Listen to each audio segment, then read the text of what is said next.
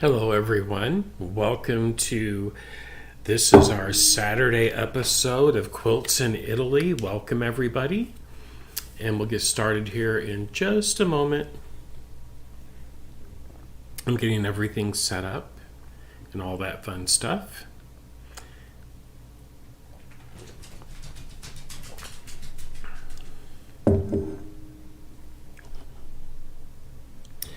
So on today's episode, everybody, what we are doing, just one second here. Okay, so what we are doing, this will be our third quilt top in our series of Quilts by Italy, Quilts in Italy. It's a Kaffe Fassett, based on this book by Kaffe Fassett.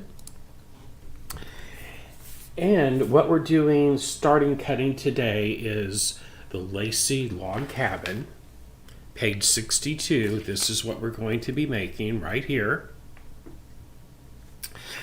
And if you're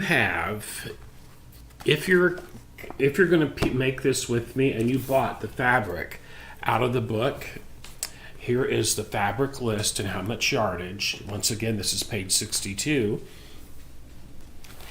You would need to pre-cut all of that yardage into your center fabric. You're going to fussy cut out the flowers 3.5 inches square, and then you're going to cut all the logs 1.25 inches wide across the width of the fabric, and then cut them to size. So I already have my 3.5 inch squares cut, and I have my logs cut into strips. I haven't cut them to size yet. So this is what it would look like with the Kaffe Fassett fabric. It's lovely.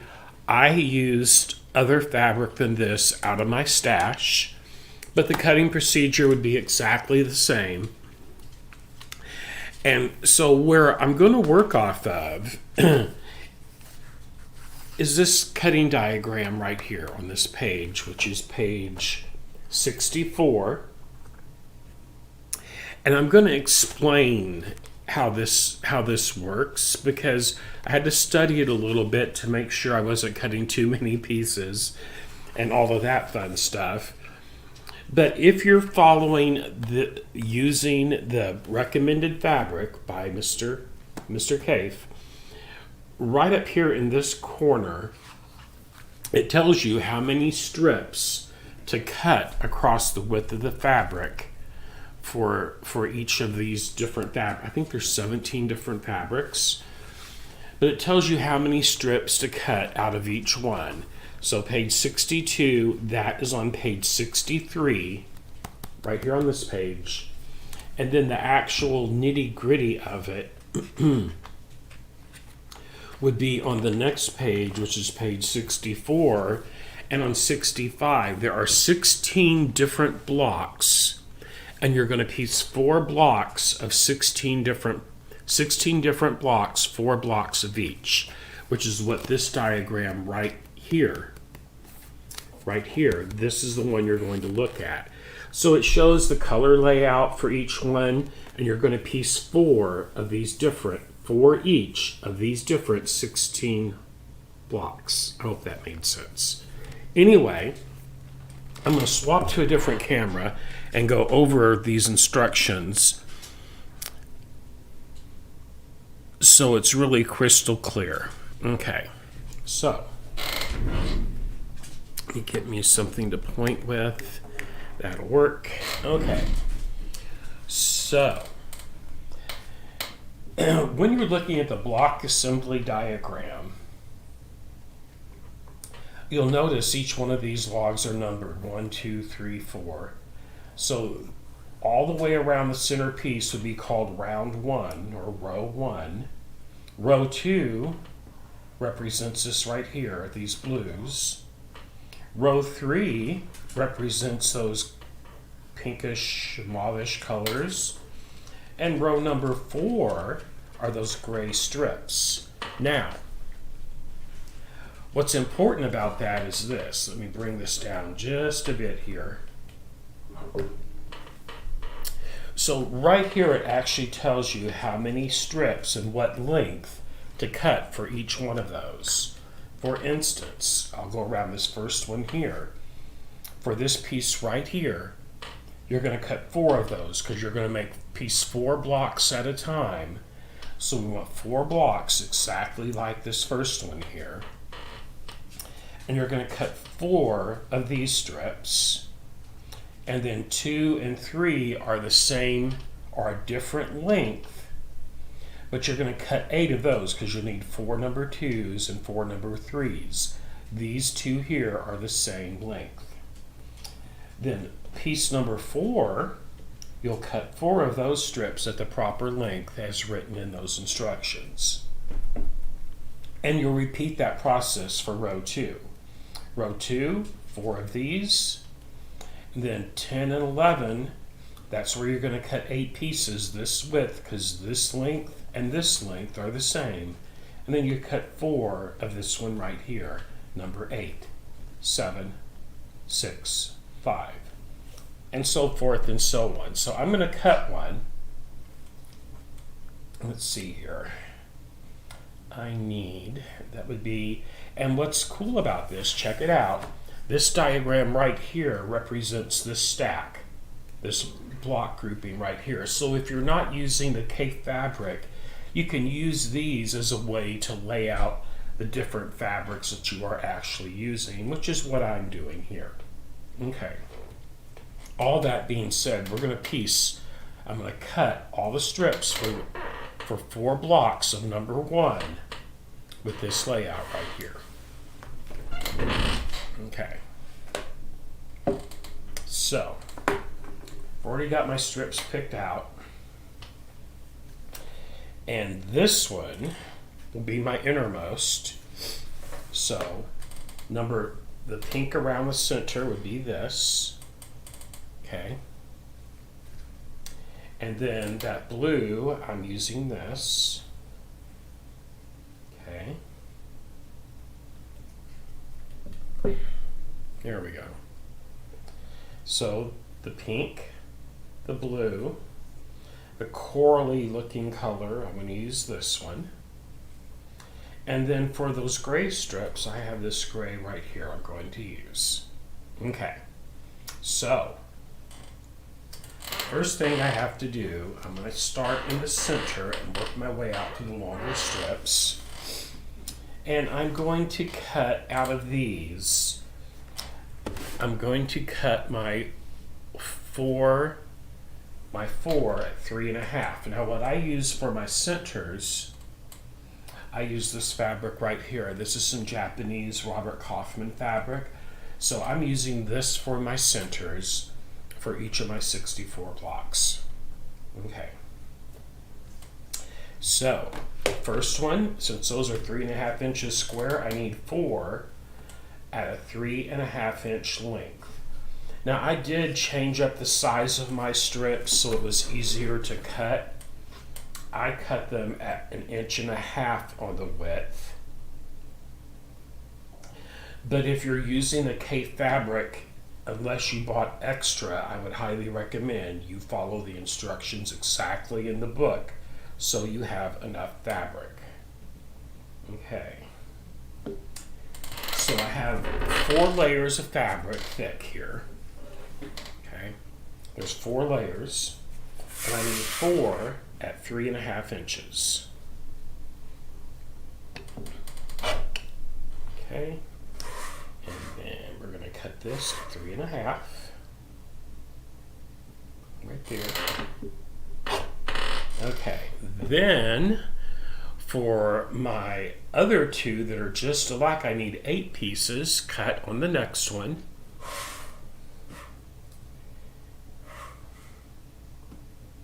So my measurements will be a little bit different than what's in the book. But there's 4, and I need another one. One more cut, that'll give me my 8 pieces for that. There's that one.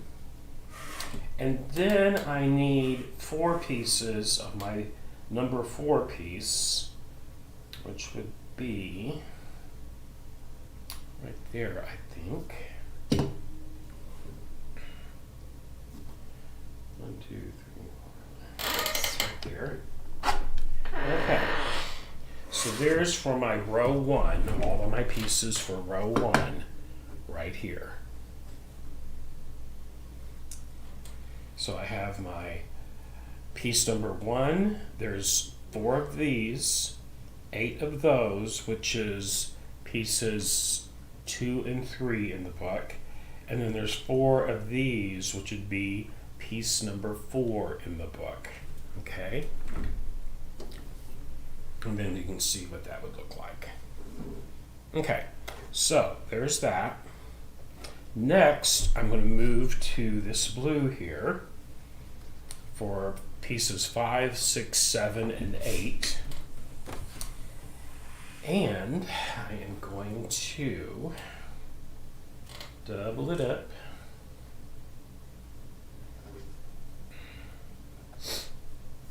I'm going to cut square off my end here. Since everything is kind of based on the number 4, that's how many layers I'll be cutting each time I make a cut. Okay. Okay, there's 4. Now for pieces 6 and 7, I need 8 pieces.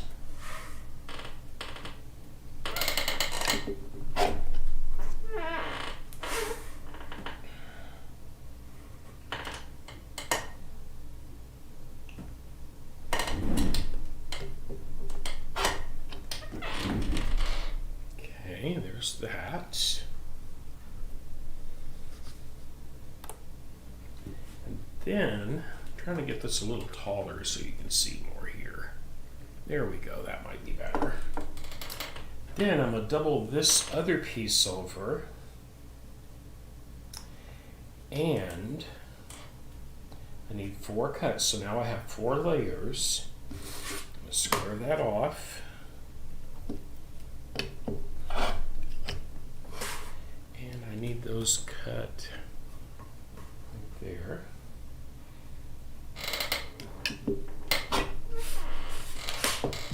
Now these extra little pieces here, I'll put these over into my save pile, because for a future set of blocks, I'll have some pieces. I can open these up and trim these to size for another use in this quilt top. Don't throw away those scraps like that, because you can reuse those. Okay. So that would be all of my pieces cut for round number 2. And I stack them, what I'm doing, shortest, the medium size, and then the longest, because that's the order that you'll peel them off of here to actually sew on. Shortest to longest. Okay. So next would be that corally color, which would be this. And let me get my chat window up so I can see it. There we go. Hi, Vanessa. Hi, Stephanie. Hi, Linda. Hi, Alexis. Oh, wonderful, Alexis. That will be so awesome. I agree, Vanessa.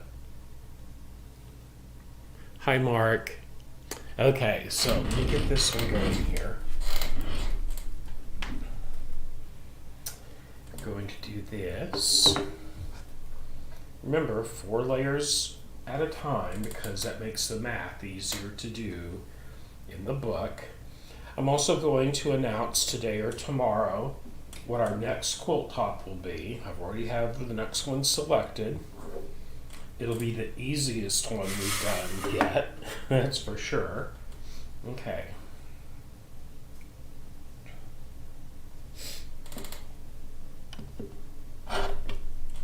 There's that.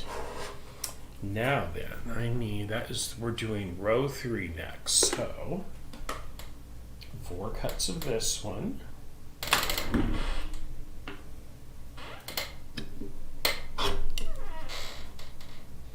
Okay. 4 cuts of that one. Then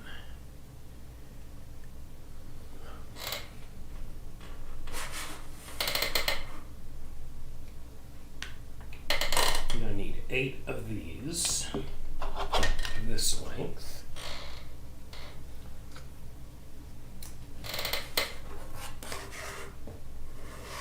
Now the 2 strips laid out here. Get them layered up so there's 4 layers of each.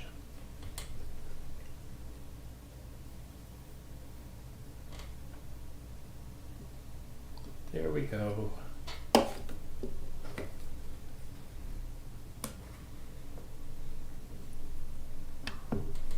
And everyone, I'm going to do my best so we have this quilt top wrapped up next weekend. That is my plan. Anyway. Okay, there's 8 of those. Then I need 4 for my next group.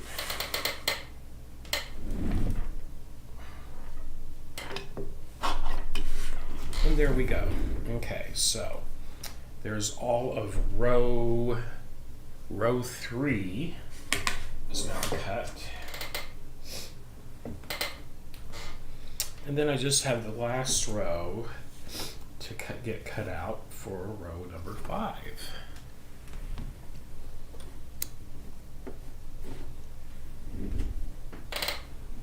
Okay.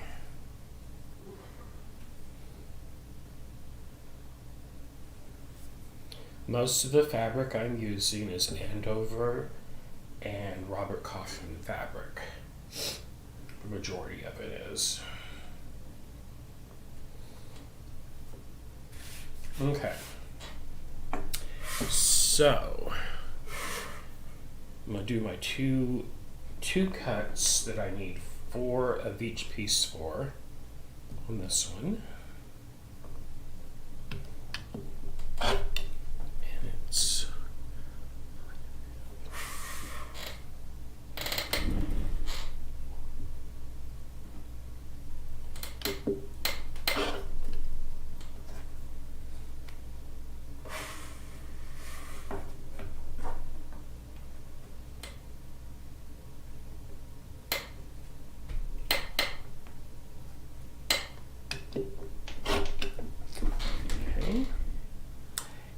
then, let's see here.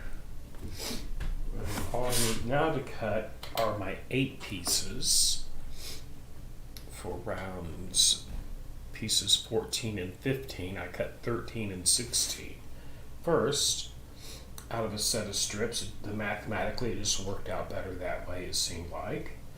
And now I'm going to cut the pieces for 14 and 15. I need 4 of each, so a total of 8 pieces cut the exact same length, which is that number.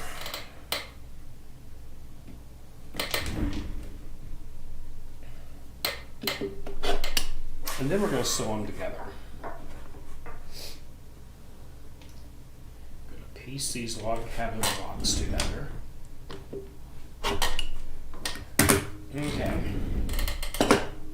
so there are those. All nice and neat and set. Okay.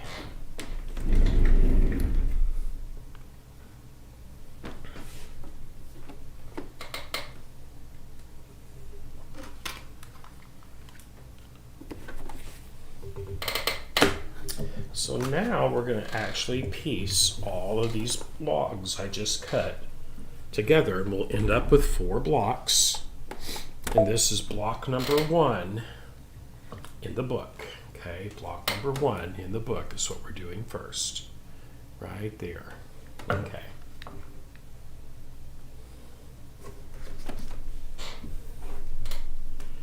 Put my keyboard out of the way. Okay.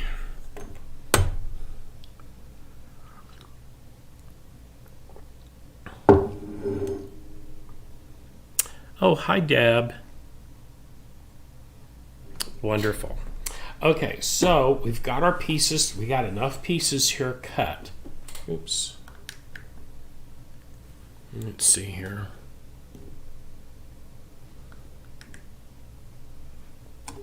Let me get my camera straightened up, everybody. There we go. There we go. So I have all my pieces cut right here for 4 blocks exactly alike. Block number 1 in the block assembly diagram in the book. And then we're just going to get going. I have a 1/4 inch piecing foot on my machine. I have my guide beam lights on. And we're just going to get started piecing these blocks. So as you can see, here are all the cut pieces for round number 1. And what's different about this from a traditional log cabin block, we are just putting the same fabric all the way around the center square, which, a little trivia, the center square in log cabin, which is this piece right here, this is called, in a log cabin block, that is called the chimney. And then we're going to put logs around the chimney to create our masterpiece.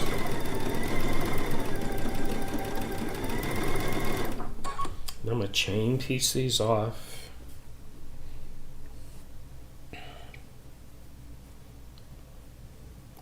Now on this first round, I like to put the logs on top, but I have a little technique I'll show you so you don't have to press it each step of the way. If you're a presser and you want to press after each time you sew on a piece, by all means do so. I press after my quilt top is finished on this type of a quilt, of this type of piecing. Since I have pre-measured all of the pieces and cut them to exact size, these blocks will come out perfectly square as long as you maintain an accurate 1/4 inch seam in your piecing. That is key to this method. For these quilt tops we're piecing, you have to maintain an accurate 1/4 inch seam. That is the key to all of it, to make it work out perfectly. Okay, there's that. And let me get a pair of my scissors here. Not sure where my gypsy cutter is. I'll have to find that for tomorrow. But I am hoping by the end of tomorrow I will have at least half of these blocks done. There is a total of 64 quilt blocks. Now then, I have 4 units like this now, and I'm going to pick out, this is the stack where I cut 8 pieces exactly the same. So what I do when I am piecing log cabin, I'm going to take my next log. Okay. I'm going to put it right side up on my machine. I'm going to take the log I just stitched on, and it's going to go match it to this upper corner that's going to feed in the machine first. Get that nice and square, and then get it started. And I always set my machine so it stops and needle down. Then I'm going to match up the other corner right here, put my finger on there, and I'm going to press. I'm going to fold that seam away from me. We want our seams as we piece to go towards the outside of the block. Okay, that's the key to this method, how I like to piece a log cabin block. I've been doing this for many years. Once again, take your log, right side up, take the log you just stitched on, match it to that upper corner that's going to feed in first, get it started, line up the opposite corner right there, fold that, put that seam away from you towards the outside.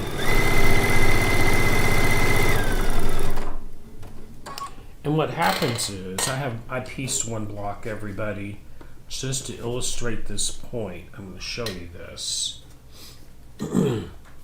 So this is in the block assembly diagram. This is group number 3. But If you look on the back of it, you'll see all of my seams are pointed towards the outside edge of the block as I stitch it down. And that makes for a very flat laying block. When it comes time to press it, I'll press it with the right side up, and my seams are naturally going to go towards the outside edges of the block. Easy peasy. Okay. And we'll be going over that again as we go. But once again, next strip, right side up, match the corners, get it started, line up the other corner, seam to the outside. Another way to remember is this: the chimney, you want the seams going away from the chimney all the way around the quilt, the block. Seams go away from the chimney. That might be an easier way to say it, easier way to remember. Remember that center square, that's the chimney. We're going to line up the other corner, seam away from the chimney, away from the center of the chimney, and there we go. So that was piece number 2. I'll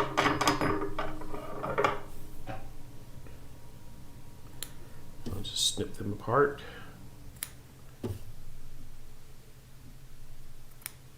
And now we'll do piece number 3 on row 1, round number 1. So you see the pieces 2 and 3, after you sew your first piece on when we start, the next 2 pieces are the exact same size. And that's why you need 8 of them.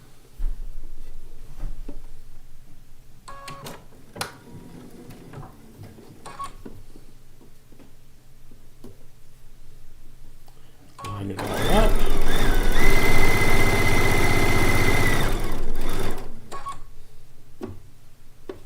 And we'll just keep on going. Keep on keeping on.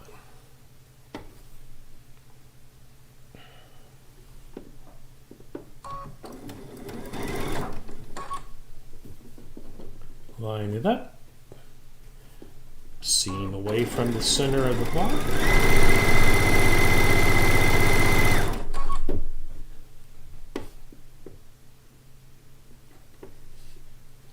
And that's how easy it is to do, everybody.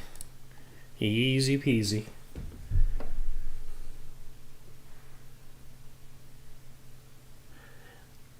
Hi, C. Lombard. Hello.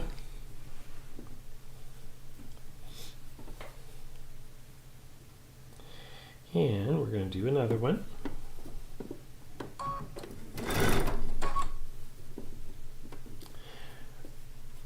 And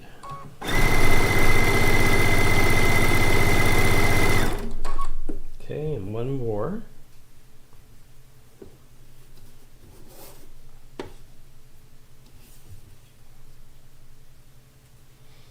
And remember what we're lining up right here. We are lining up the strip to the last strip that we sewed on. Just going to work all the way around the chimney of this block, which is the center square. And everybody, a log cabin, the chimney, it can be any size. It can even be a rectangle. It's still called the chimney. Okay, almost got round 1 done on this set of blocks. 4 more strips to go. And that one will be complete.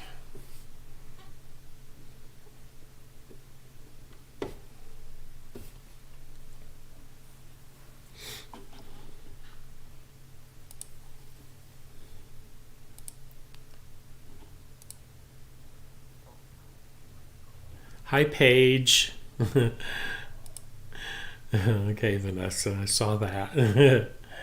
Okay.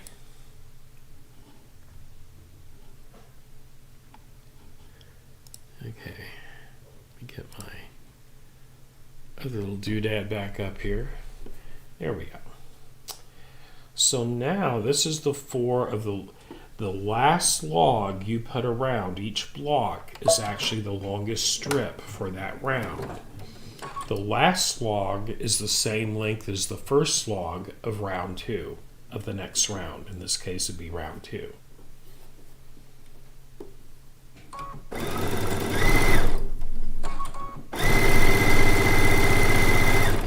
I'll be cutting again here soon after these 4 blocks are done, and we'll go over that process again. Okay.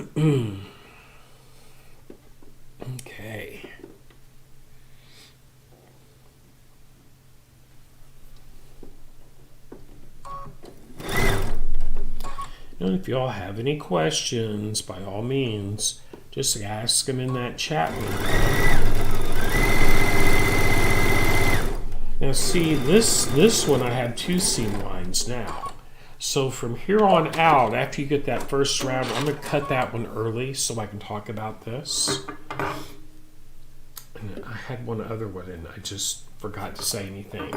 But notice this last log, that seam goes towards that upper edge. This seam down here comes towards the bottom. So once again, those seams, now if we look at this is the back, and if we open this up and look at it, when it's pressed, you'll notice all of these edges are going to the outside edge of the block, all the way around. And that's what we want for the entire, all the piecing we do. We want to try our best to make this happen. The reason being, the block will lay flatter, and it will actually square up. It will actually lay more square after it's pieced if you follow this method.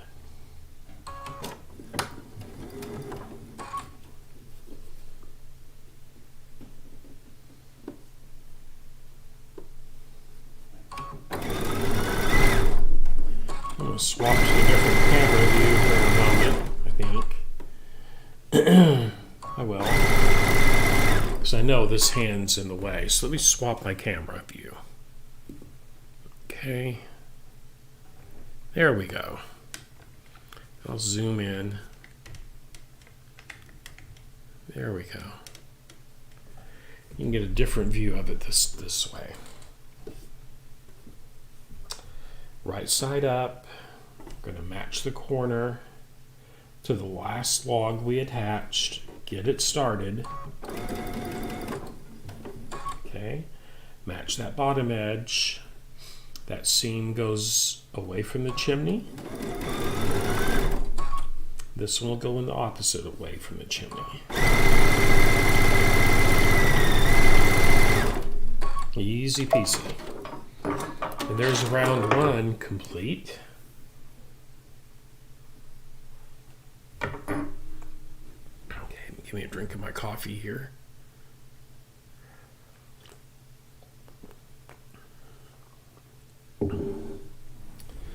And everybody, when you're watching these videos, if you'd please like them. That way, by liking the video, it makes the video easier to find in the search engine on YouTube. The more likes it gets, the higher it will rank in search when someone searches for a video. It helps with the ranking of the video in a search window. Hope that makes sense. Okay.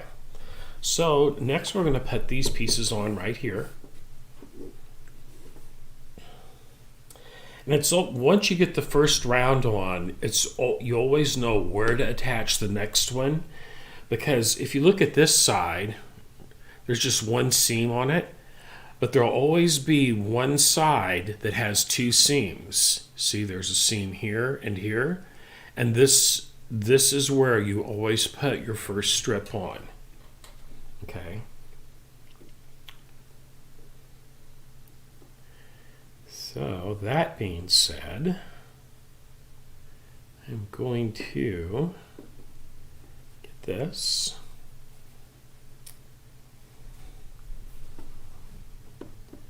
Attach that one, get it started, line it up,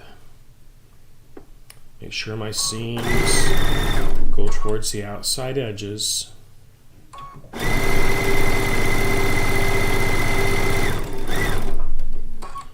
I'm going to cut that so you can see what I did there, get a better look at it.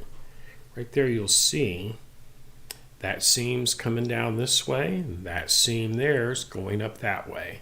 That's how it went in right there. The first seam goes up towards the needle, the bottom seam comes down towards this way. And now every time there'll be two seams to attach to, so we know right away, since there's two seams right here, there's the side I would attach my next piece to when I get to that step.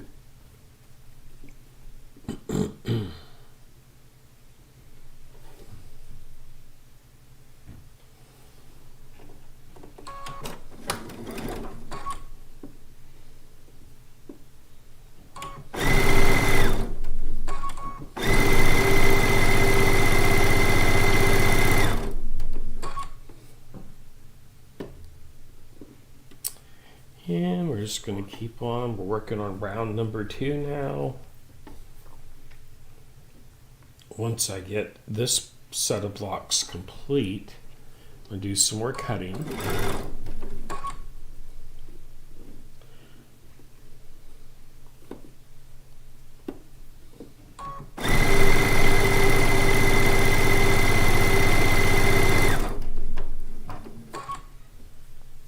And I always have my needle stop, needle down. I just find that if it stops needle down in the fabric, it gives you a third hand to help adjust, keep stuff adjusted. For instance, there it's needle down, and now I can use both hands here to line up my next corner and make sure that seam, the edges are all nice and even before I finish sewing that seam.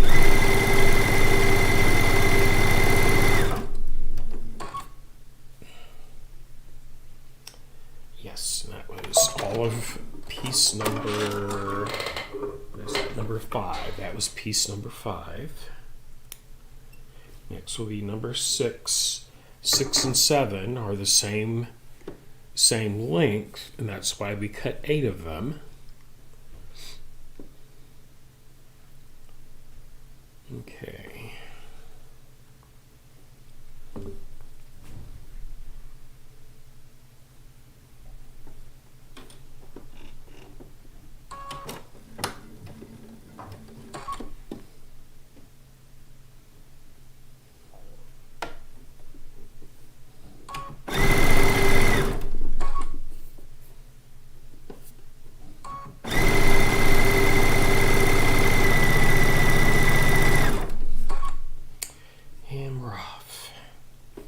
Yeehaw!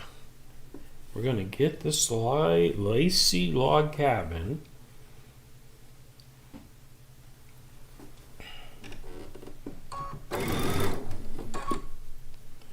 complete.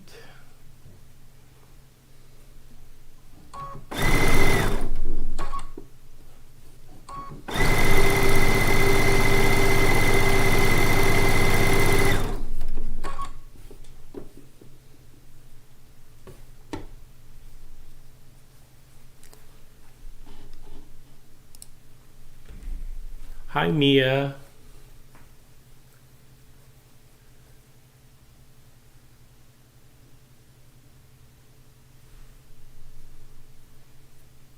Oh, Vanessa, I didn't use the walking foot just simply because I do something different. I'd actually planned on doing this with the Accomplish, but I will probably use a different machine tomorrow. You know, as long as you can do an accurate 1/4 inch seam, you can use any of the tools that you have. So for this particular one, I'm going to use a different machine each day I live, and I'll have each one set up for 1/4 inch, but in a different way. I hope that made sense. Yes, one group of blocks will be pieced on the serger, and this is on the Solaris. Be the same for the Altera, of course. with this piecing method here.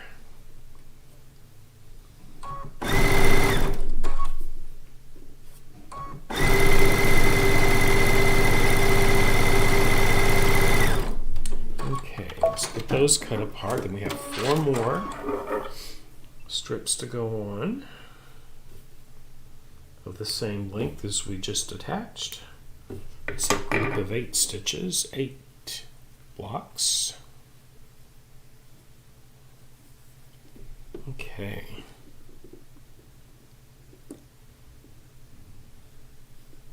Hi, Belinda. It's okay, Belinda. We won't tell anybody.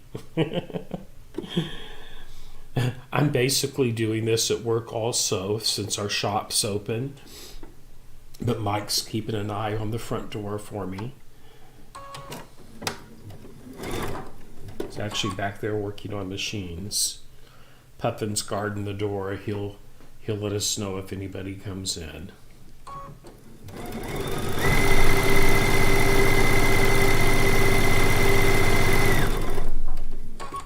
Okay.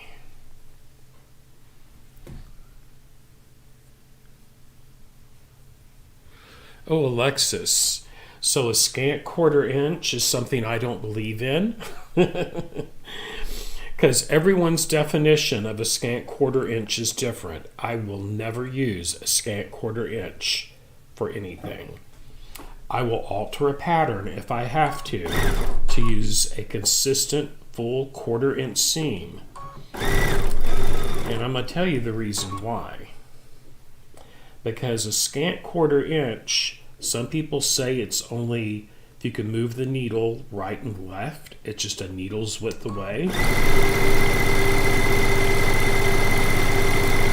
I've heard some people describe a scant 1/4 inch as being 1/16 of an inch less than a full 1/4 inch.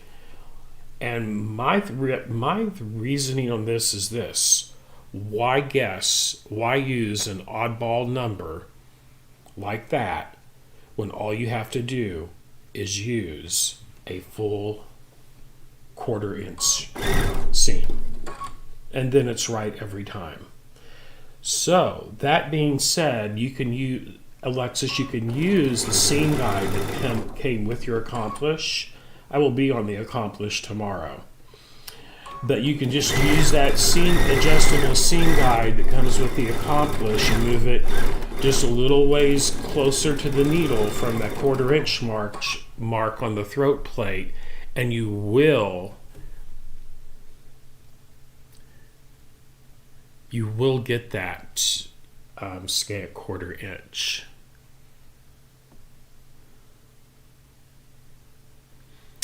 Wow, Alexis, that's interesting. What kind of block are you piecing when that happens? Because right now I'm using a full 1/4 inch. Okay. But of course, and I know all the blocks in this book, this Quilts in Italy book by Kaffe Fassett, his are all based on a 1/4 inch seam.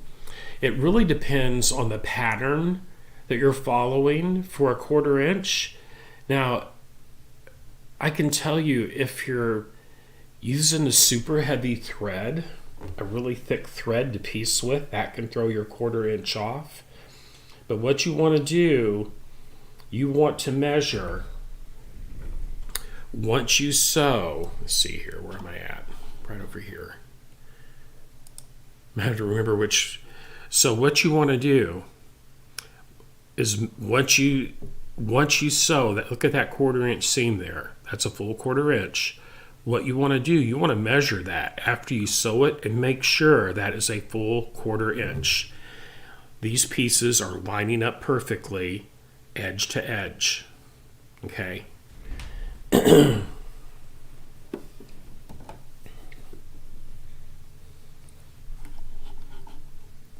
Not all 1/4 inch feet are created equal. So that would be something, do a test with that 1/4 inch, whichever one you're using, whatever foot you're using, and make sure you're getting a full 1/4 inch that way. And then you'll be golden.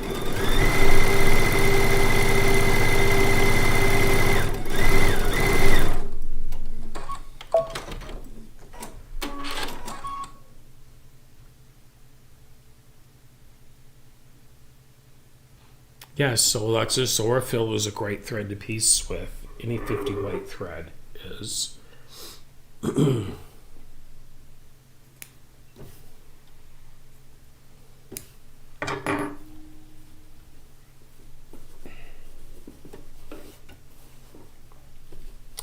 And when you're measuring the blocks, here's another thing, okay? If you've pressed them where they're flat, fabric has a give to it. So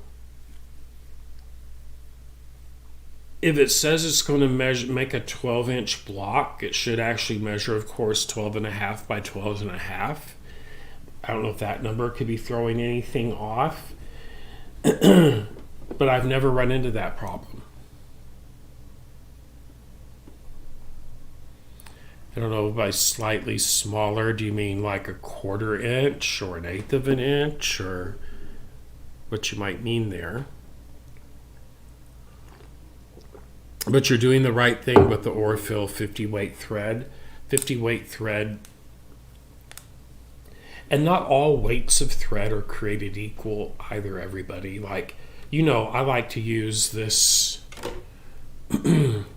Madeira Arrow Quilt thread, which says it's 40 weight. It's actually not. There are some 40 weight threads that are much thicker, if that makes sense. So it's with whatever your setup is, as long as when you piece your blocks, they come out exactly the same size and will set together easily, I wouldn't sweat it, to be perfectly honest. Because if you're making a block to someone else's pattern, it could be something like, it could be that a small difference in a seam line repeated throughout a quilt top will change. Let's say you're doing a 1/4 inch seam, but it's actually a little less or a little more than a 1/4 inch. Yeah, after so many seams across, it's going to throw the size of that off. I hope that made sense.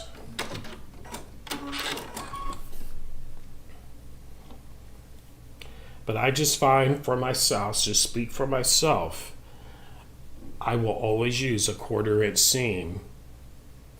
If you're doing a 1/4 inch seam and someone has written a pattern that suggests the scant 1/4 inch, well, yeah, then it's definitely not going to make it the same size as far as that goes. It'd be slightly smaller, the block would be.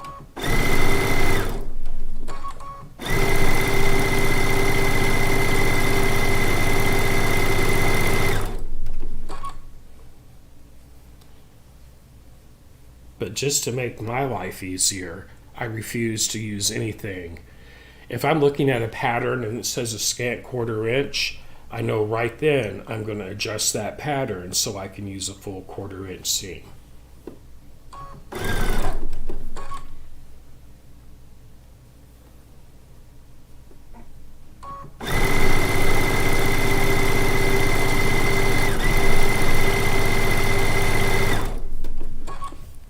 Because it is not fun what you're talking about, Alexis, when you go to try to set those blocks together and they're off, and then it's almost impossible to make them fit together.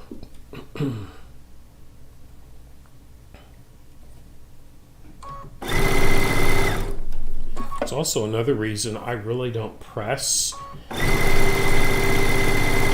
quilt blocks like this until after the quilt top is completely set together. Because when you have so many pieces, and especially on a log cabin, there are many, many, many pieces.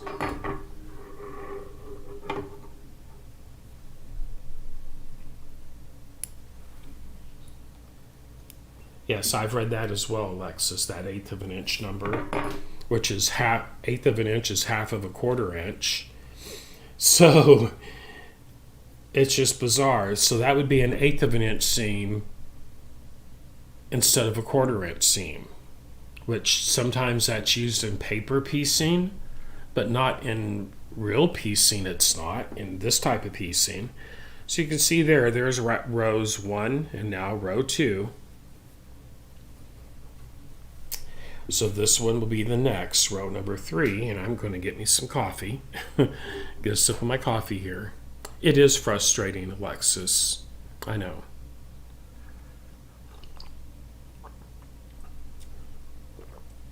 But I, like you, Alexis, I do like to piece with Orifil as well.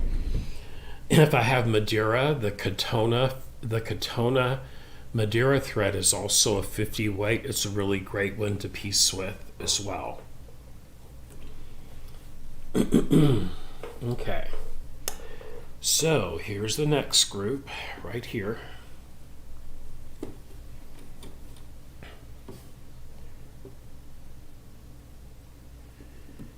Okie dokie.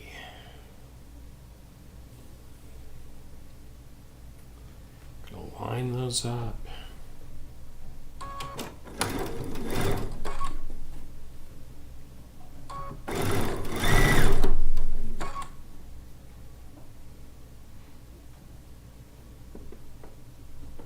I forgot to put my extension table on this machine, but that's okay.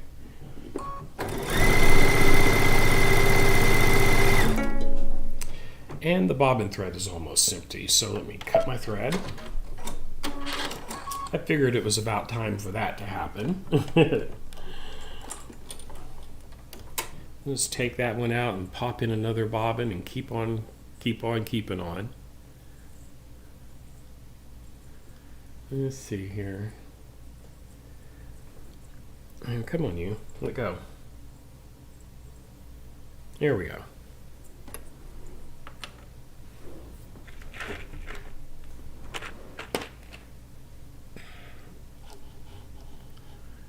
Let's see. Now I can see what I'm doing. Back that up a little bit. Okay.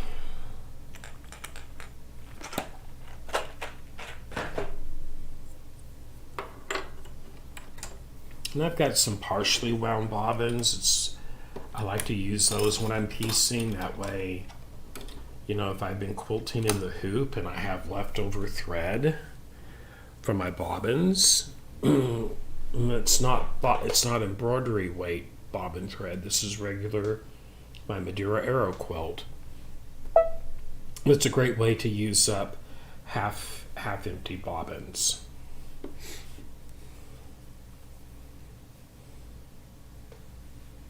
Okay.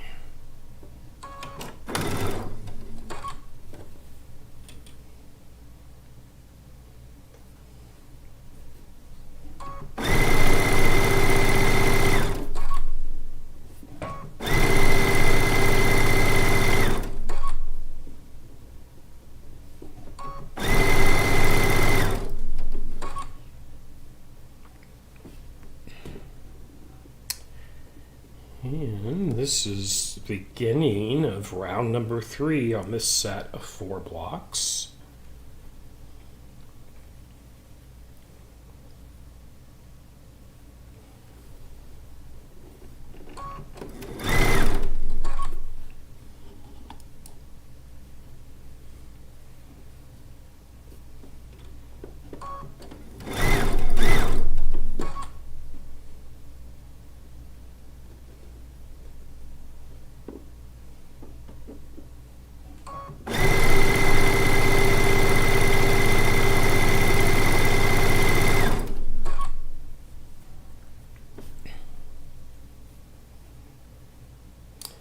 You know, back to the 1/8 of the scant 1/4 inch discussion. Think of it this way. You know, I like math, okay? But I have yet to see anyone agree for there to be a total agreement on the consensus of what constitutes a scant 1/4 inch. So how can you mathematically plan out a quilt if you're going to use a scant 1/4 inch, which there's no accurate measurement of? It's all what one person says versus another, and that's why I only do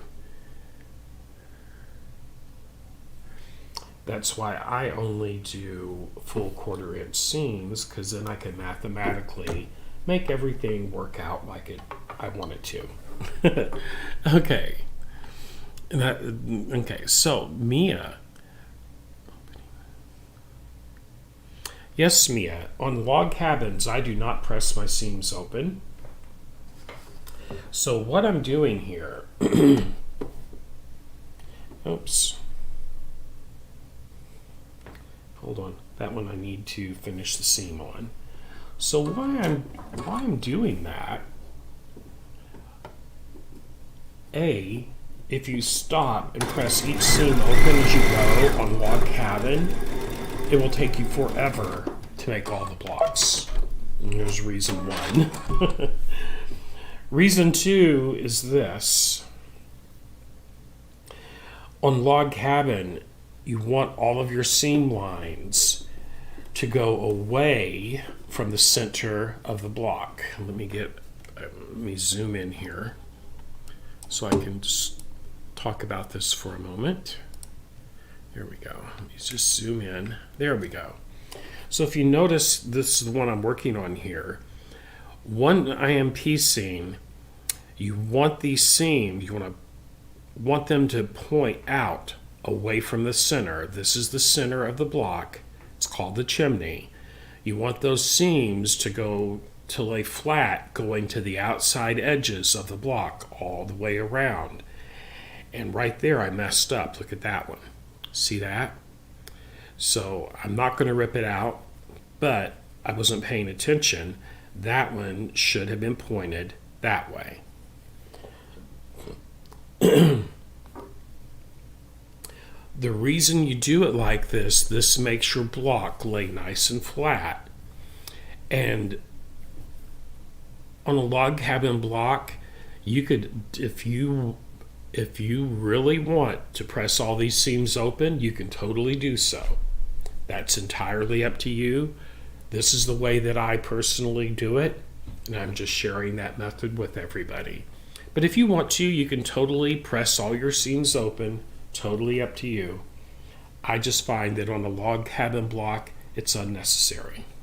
It's an extra step you don't really have to invest your time in.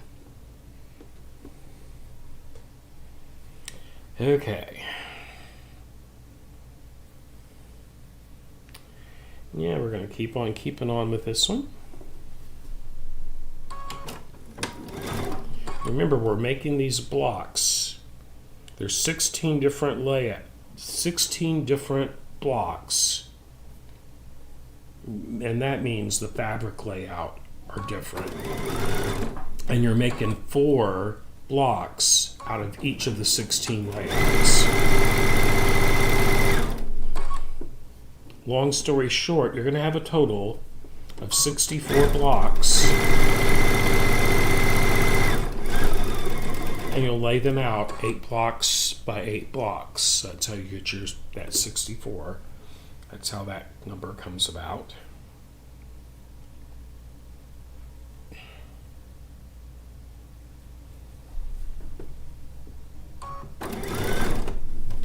Here I'm going to press that, just tuck that seam up towards the needle, let it go under the foot, and now that seam is going away from the center of the block, and that's what I want. I find if you're going to press it every step of the way, you can totally do that. My little method makes it easy to not to have to press it each step of the way. Since we've already cut out each strip to size, it's going to end up square. Okay? If you are having to trim after you cut these, if you sew your seam and it's too long, if the strip's too long or too short, that means your 1/4 inch seam is off somewhere. That's what that would mean. Because you shouldn't have to trim these logs a bit, because they are cut to exact size.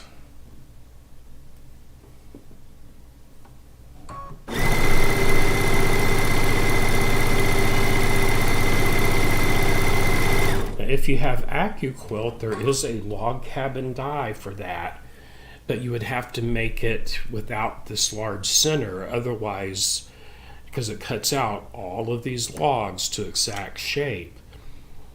But the center on that die, cutting die, is the same size square as the width of the logs on that die.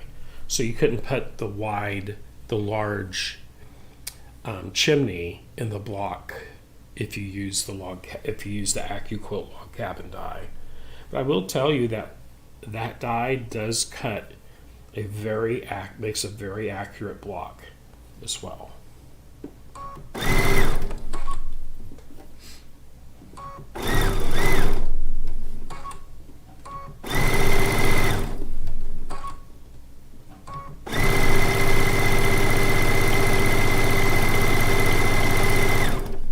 Okay, we'll cut those apart. Let's put the other 4 on there.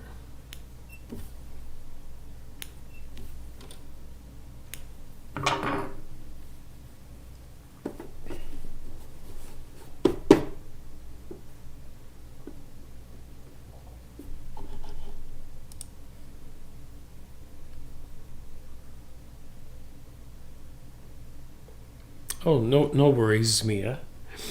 Yeah, certain types of quilts, I do like to press the seams open, but on something like this that has so much piecing in it, I find it'll actually end up distorting the block with that much pressing. Notice, I'm going to get it started. Okay. Then I'm going to take that seam and I'm going to push it up towards the foot so it goes under the foot. Once that's secure, I'm going to line up this other edge, the raw edge, and line up that corner right there. I'm just going to hold on to it.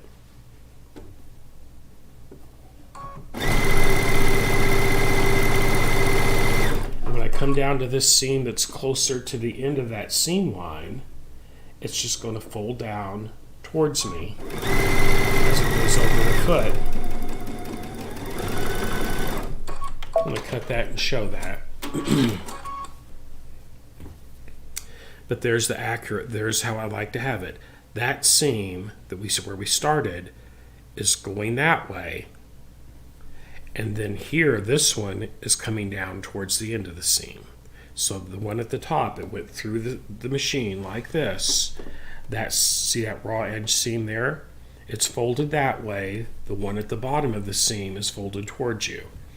And then you get that once it's pressed, I press it after I've got the quilt top done. That's what I do. But by doing it like this, you've eliminated all of that ironing you might normally do on certain types of quilt tops. That's a step you can eliminate, and then just iron your entire quilt top once it's all pieced and set together. Okay. Let's get another one on.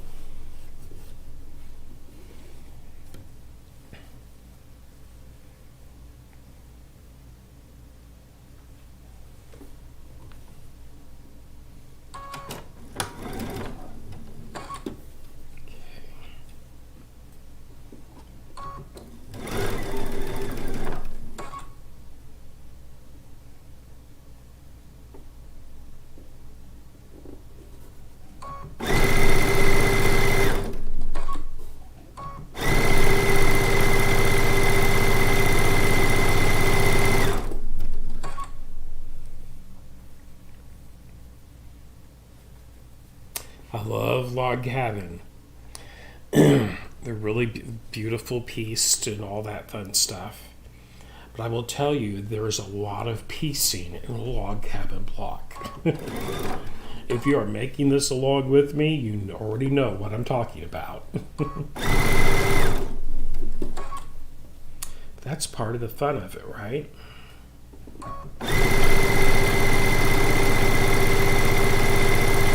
I'm going to tell you, there's so many ways you can piece the blocks and set them together and My seam was off just a little bit right there, so I'm going to go over it again. There we go.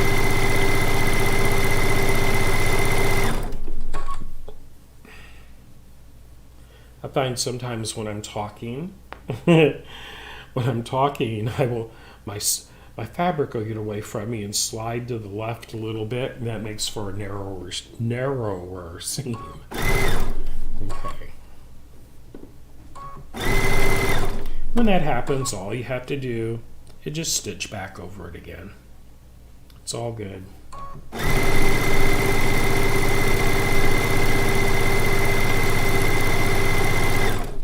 Okay.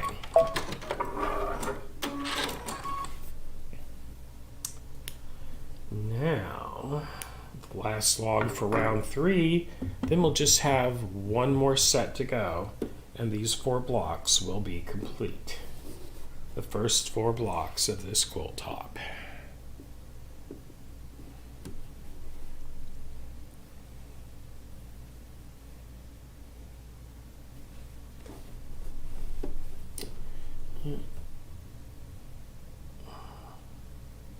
Here we go. Get that started.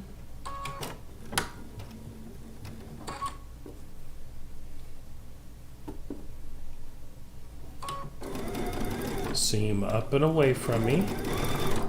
Okay.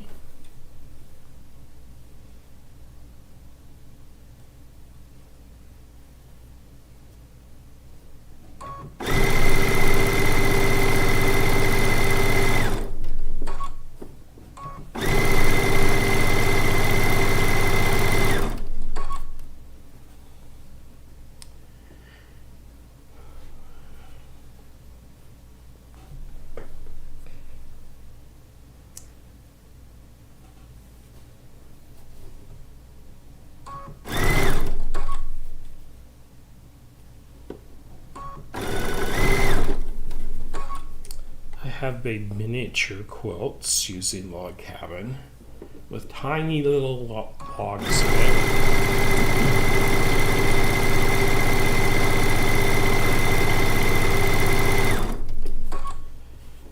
I haven't done that for quite some time. Honestly, I don't have time for that. It's really tedious and takes a while to do. Cutting those tiny little pieces and sewing them together. But I'll do a miniature quilt series in the future. I think it'd be a fun thing to do.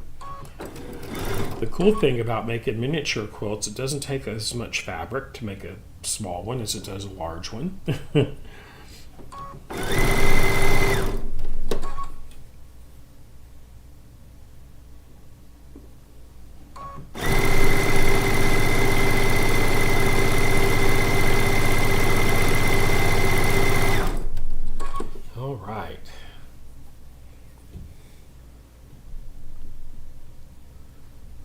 Yes, Vanessa, it can be a pain. And you can have a mat beside your machine to iron and press at. But I tell you, if I'm going to iron, I like to go to my big ironing board. It just makes the job a whole lot easier to do.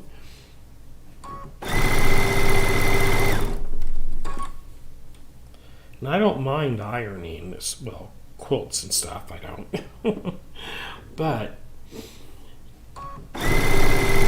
if you don't have to, the way I look at it, if you don't have to iron, then don't. Now, when I'm cutting out fabric, I will iron it if it's got wrinkles and stuff in it, because that's just going to make it, makes it easier. It makes it easier and more accurate to cut, and who wants to cut through fabric with wrinkles in it, or piece it, right? Alright, so one more set of logs to put on, and that round will be done. We're going to have that gray on this one. Going to get me a drink of my coffee here.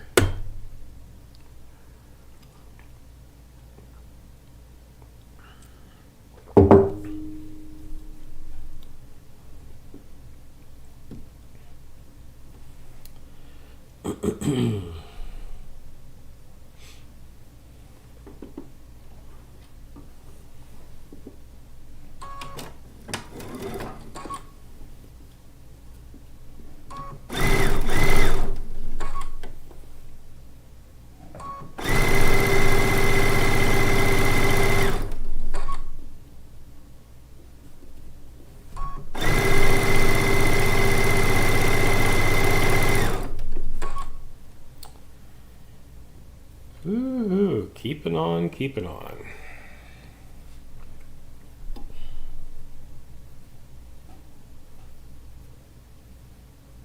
My goal today is to piece at least get all the pieces cut for the first 16 blocks.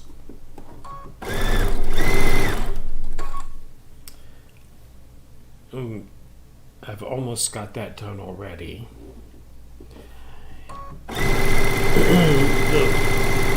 Once you get all your strips cut,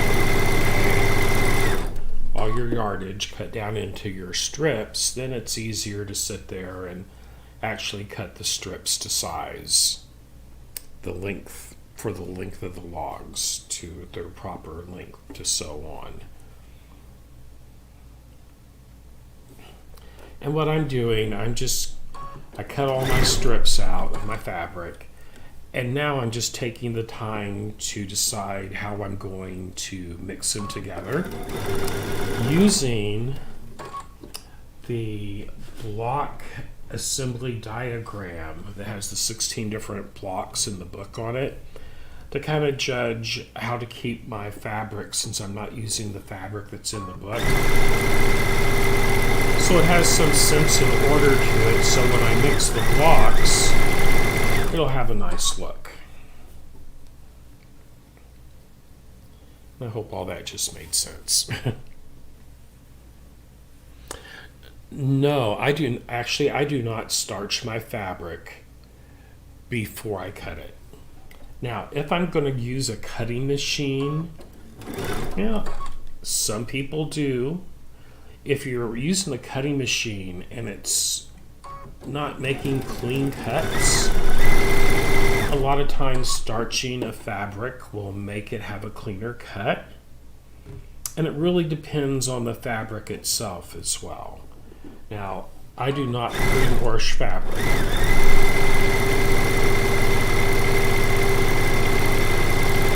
If I was pre-washing the fabric, I might consider starching it then, but I don't pre-wash my fabric for quilt tops. I find that modern fabrics do not bleed like older fabrics used to. Back then, you would have to launder every bit of fabric you put into a quilt top so the colors would bleed. With modern fabrics today, you really don't have to do that. Now, once I complete a quilt, it's all quilted and everything, that is when I will actually launder a quilt. After I've got all my quilting done and all that, I will launder it because it takes there's a lot of sizing in fabric nowadays. And that's a great thing, though, because it does help maintain the shape of the fabric when you're cutting it. But it will have your finished quilt. It will give it a nice softness that I like on a quilt. And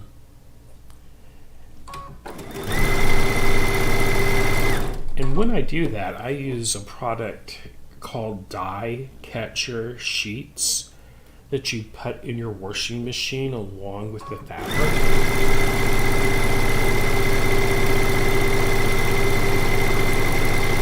Now, the only caveat to what I just said is if it's a bright red fabric, I will actually do some tests to make sure that fabric is not going to run. Red is the most notorious fabric for having dye that will run out of it. And that's where you'd want to be super careful with new fabric. If it's a high quality fabric from a major manufacturer, chances are you're going to be safe. However, some lesser known fabric if you get fabric from a discount house,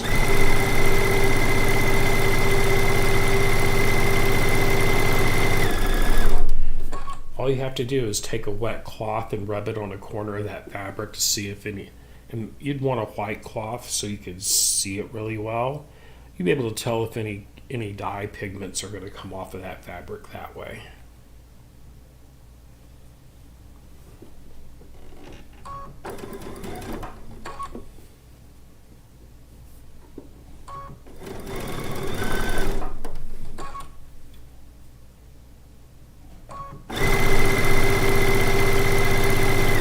But even that being said, the trick to it, if you put it through the laundry and dye runs, do not dry it. Once you dry it, it will set that dye that ran, and you won't get it back out.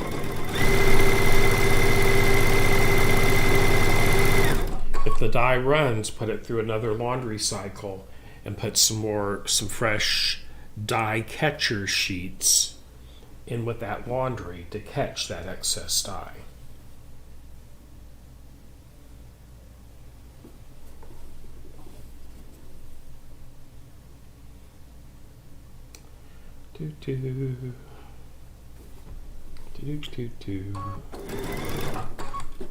Okay.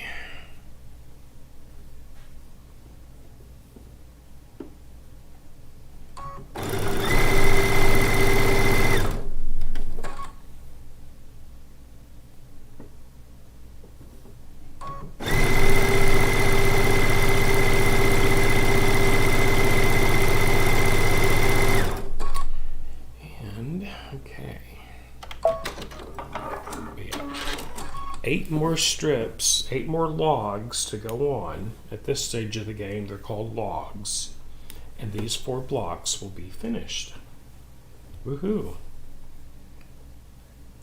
And one reason you're going to make 16 different blocks for this particular quilt top, you don't want the same fabrics touching each other when you piece a log cabin. It just looks, to me, it looks a little odd unless you are making one where there's a light and a dark side. And then you can use all the same fabric coming out this way of dark and all the same of light going out that way. And it works out pretty good like that. Here we go. But we can't do that on this quilt because this is a different method here.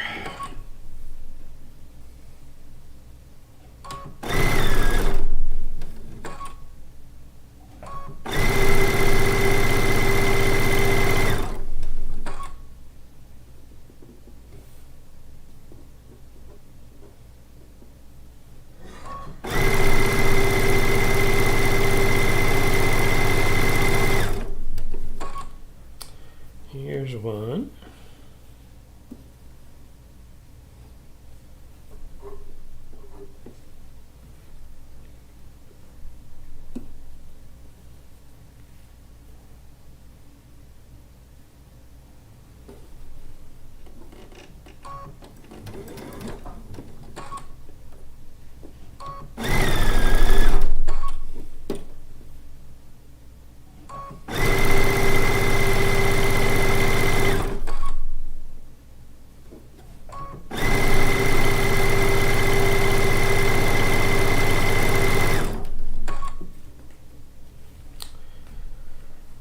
Ooh-wee.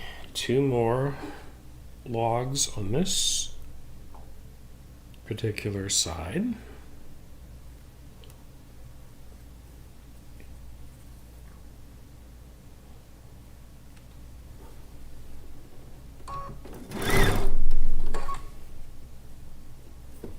So since there's 16 different blocks, we're making 4 of each.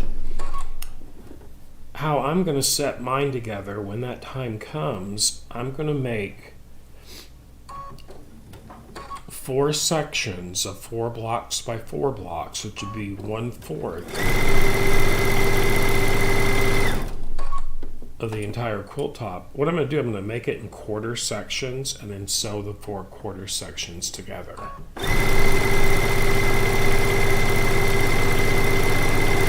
And that way, you'll have 16 different blocks in each quarter section of the finished quilt top, and you shouldn't have any like blocks right next to each other that way.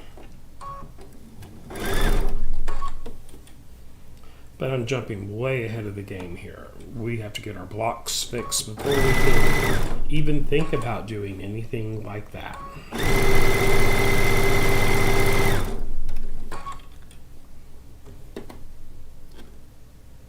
Okay.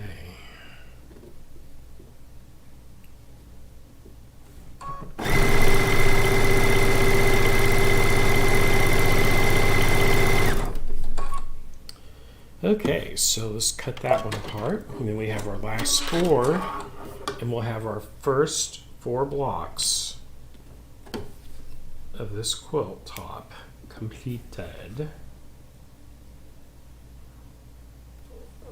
Okay.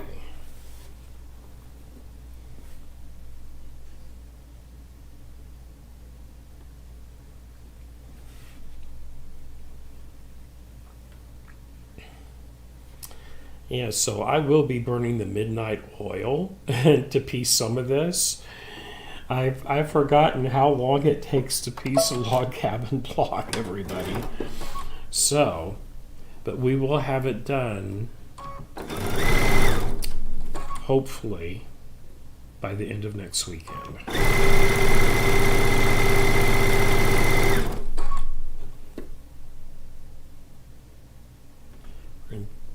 Finish these 4, we'll do some serious cutting. And organizing our cut pieces together. That's what I'm going to do. And then tomorrow I can do some heavy duty chain piecing.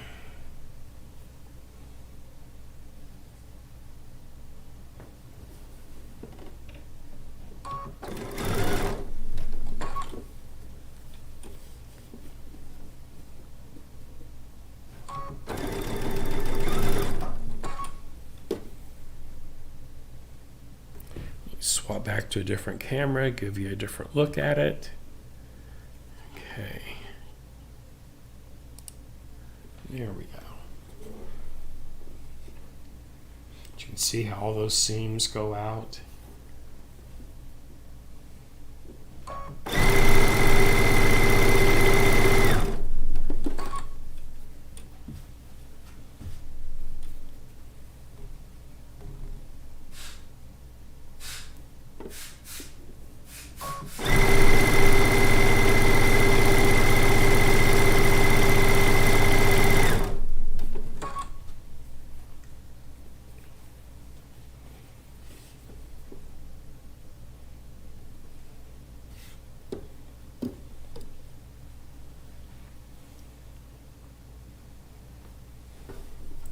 This is such a great book, though. I love this book of his. The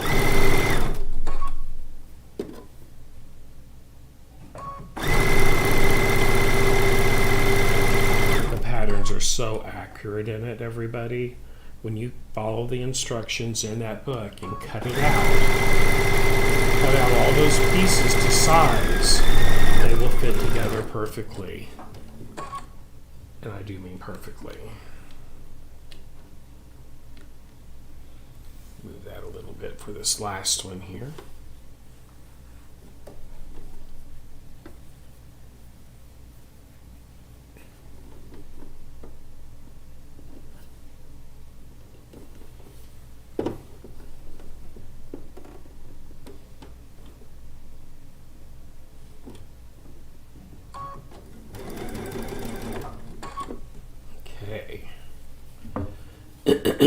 Excusez-moi.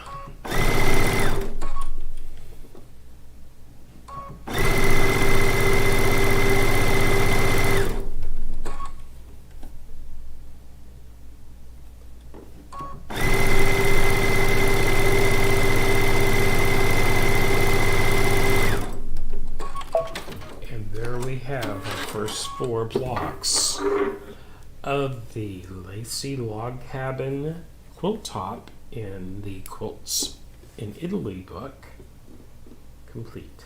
Let's see what those look like.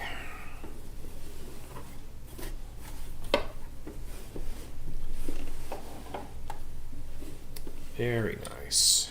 And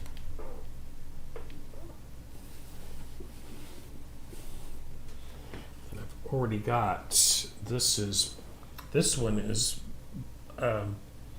the group of blocks that are labeled number 3. So as you can see, when you start setting those together, It's going to be pretty cool. Okay. Set those over there. These are done. Those are number 1. So I'm going to keep them stacked up together.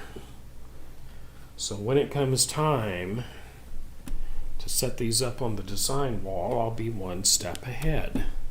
Okay. So, let me go to a different camera for a moment. Hello there. Hi. Do that while I move this other camera so nobody gets seasick. Okay. There's that. Those can go over there. Those are done. And let's see. I already have group number 2 cut. This one right here. Oh, let me move my camera. There we go. Okay. So the ones I just did was number 1. Oops. There we go. Number 1. Number 2. This is what I selected out of my fabric stash. There's my chimneys, my centers. It'll go here and here and there and there. That'll be my rounds starting here and working out this way. That was for the block number 2 in the block assembly diagram on page 65. That'll actually be the next ones that I piece. And then number 3 is this group right here that I was just showing you, and I have all my pieces already cut to size to finish that one. And then I have number 4, which is this one right here that I finished out. Right here, yes. So there's my 4 centers. So this is for this block right here, number 4. And they will lay out in this direction. We're going to cut these. So that one will go there. This one will go here. This one will go here. And these will go right out here.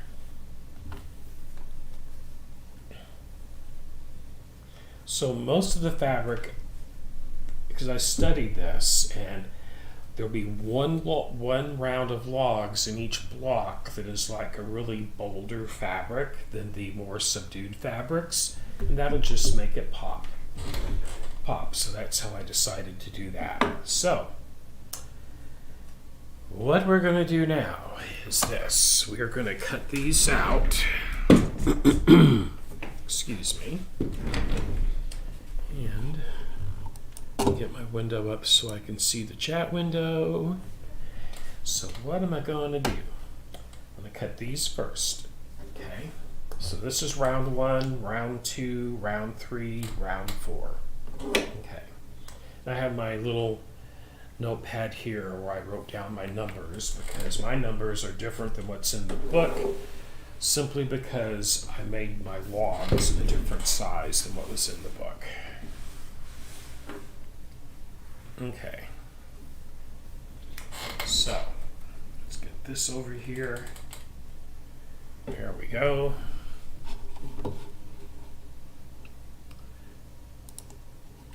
Okay, right there.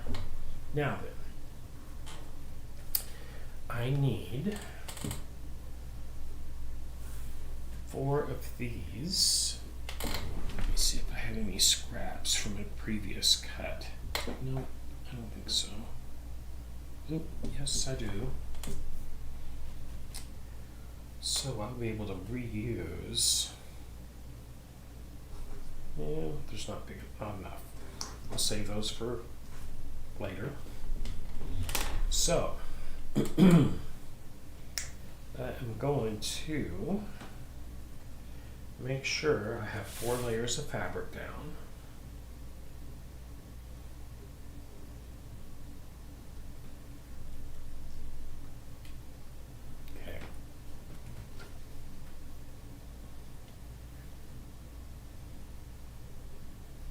because the math for this particular pattern in the book, 4 is a multiplying number. So I'm always going to cut through 4 layers. So my first cut, I need 4 strips of my first cut. It should be right there.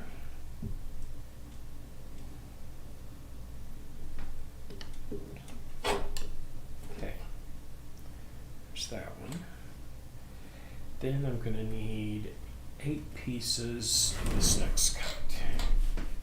So that is going to be here. And then here.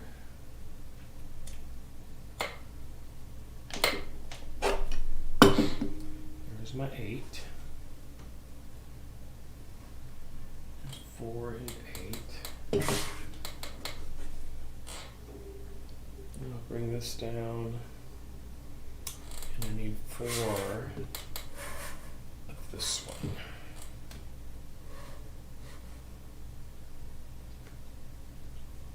And like I said, my numbers I'm cutting at here are different than what's in the book. So just keep that in mind. If you're looking at the numbers I'm cutting on, they're not the same as what's in the book. Okay, there is my round 1 pieces for block number 4. Okay. This will be round number 2. This is pink.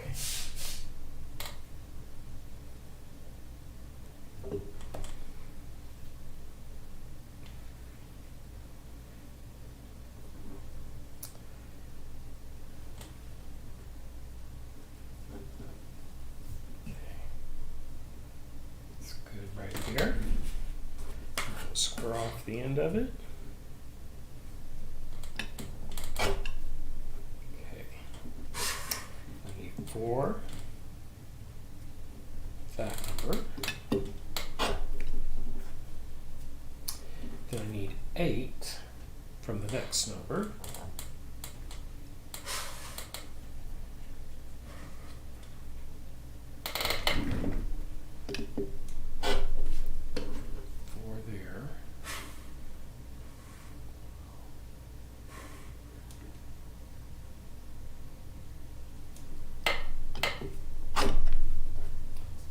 Those 8, and now I need 4, so I'm going to double my next strip. So for me, and this should also work if you're doing the same size of strips as what's in the book.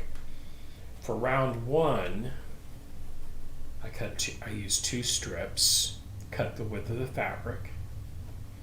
Round number 2, which is what I'm cutting right here, is 3 strips. 3 strips for round number 2. And then round number 3 and 4, 4 strips each. There'll be just a little bit of leftover to use in a different block, but it's all good. Okay, so I need 4 of there.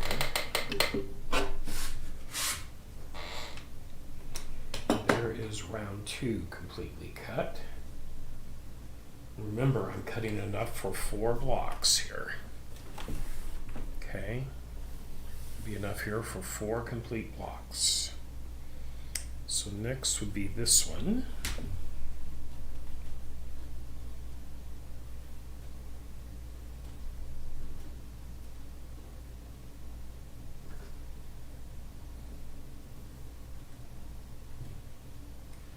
And just make sure that I am putting down 2 strips at a time so that I have 4 layers of fabric for my cuts. Okay, so my first cut I need 4. This is round 3. Square off the end.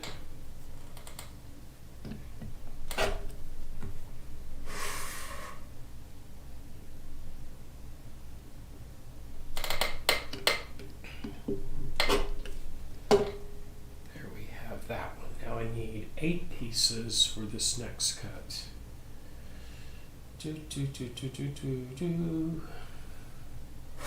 Yes. 8 pieces for the next cut. Get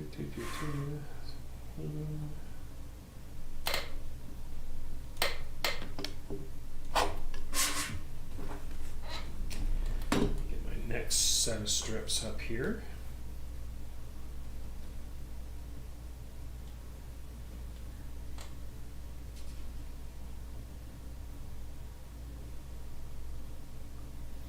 I'll square them off.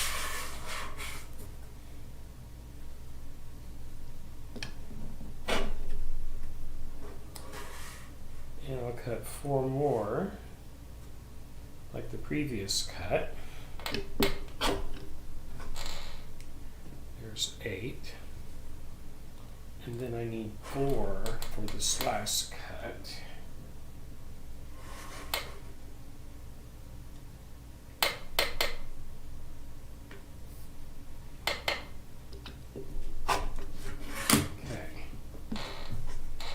There's all my strips for round number 3. Woohoo.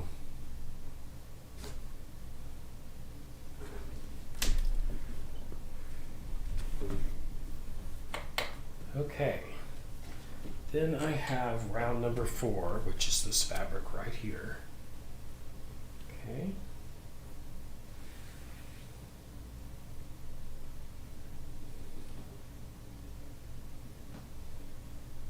Remember, 4 layers at a time really works well for this particular project. Could I cut thicker layer, more than 4? Absolutely. But to make the math easier for what we're doing, 4 is perfect. So I need 4, just like the last cut.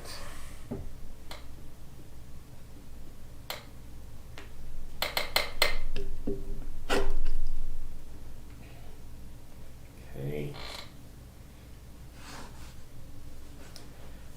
Then I'll do 4 of that one.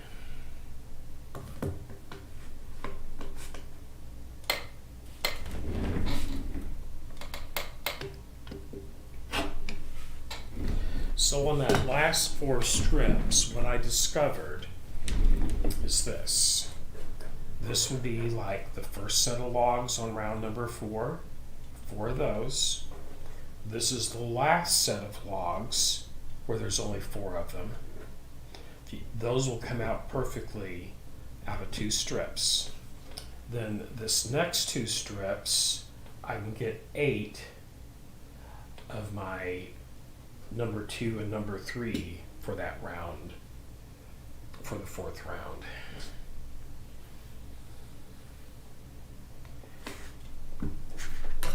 And the trick to it is, this is the 0 line right here. You want the fold in that strip to go just past 21 on the cutting mat, right there.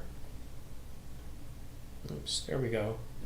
Get that, that's the fold in that strip. If it's past 21, then you can get those 2 cuts out of those strips to get a total of 8 strips. On round 4, those are your longest strips in these blocks.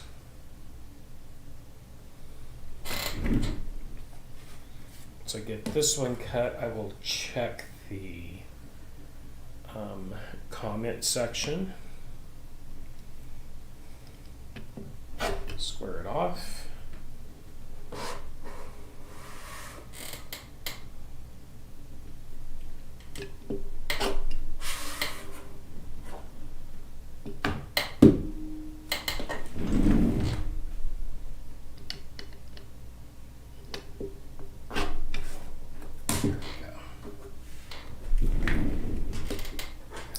There's my set of 8 for that center now. Here we go. Okay, so there's 4 for my end, 8 for 2 and 3, and number 1 right there. And that's all of the strips for block number 4. So these are completely pieced. That's number 1. We got to piece these. I've got 3 more blocks on this one to do. So that's 1, 2, 3, 4. I got to piece 3 more of these and then 4 of those, which is what I just cut. Woohoo. Okay.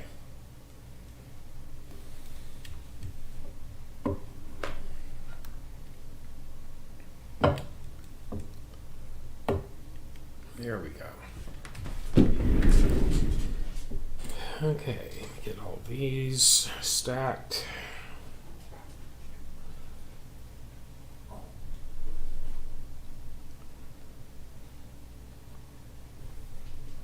That's number 4.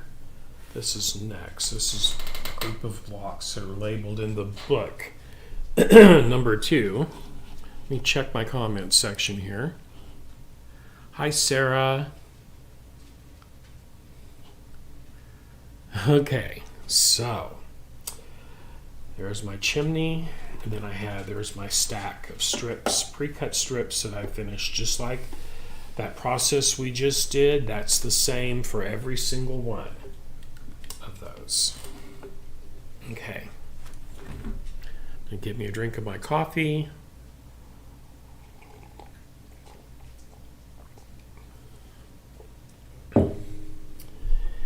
And let me think here. Since I have everything cut, I am going to do some serious chain piecing. So I'll be working on more than one group of blocks at a time. Let's see how fast I can mess that up. Okay. So let's Group 2. Okay, so I know these 2 groups are for these 8 right here. Let me think. I gotta think on this for a moment so I don't mess everything up. Let's see here. And then I've already got round 1 done on the block of groups that are labeled number 3. This is number 2. Oops, hold on a second here. This is group 2, this is group 4. Group number 3 is right here, but I already have the first round on that one. So I'm not going to do anything to these on this go through. I'm going to get all my blocks for my first 4 groups up to that level right there. Okay. Okay. So, yes. I am going to rethread my machine just because I can. Okay.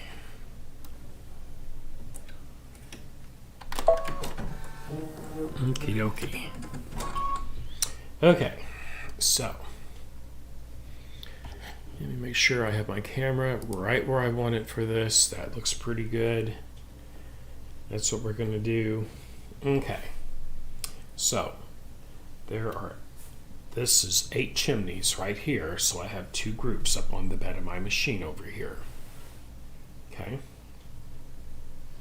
So, first is this. Chain piece these little dudes down. I'm thinking right now, while I'm doing this, where I have my Gypsy chain piece cutter at, because I'm going to need that. When I finish this round, I'm going to take a short break so I can get that, and then we'll get started. We'll restart. Okay. So as you can see, I'm just going to chain piece. I'm going to do my group 2 and 4 together at the same time. This is group 2.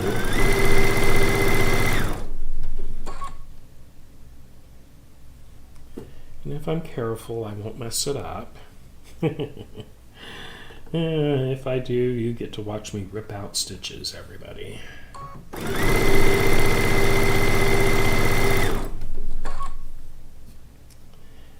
But this is the method when you have a lot of piecing to do. If you can figure out how to chain piece a lot of stuff at a time, it makes it faster and easier to do. It just saves time. Okay. Well, now this is from group 4 now, right here.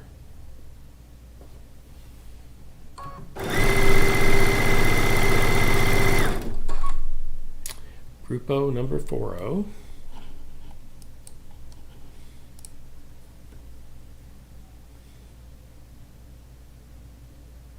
Oh, Mia, this is a Robert Kaufman Japanese fabric. You might be able to find some somewhere, but it is no longer in print.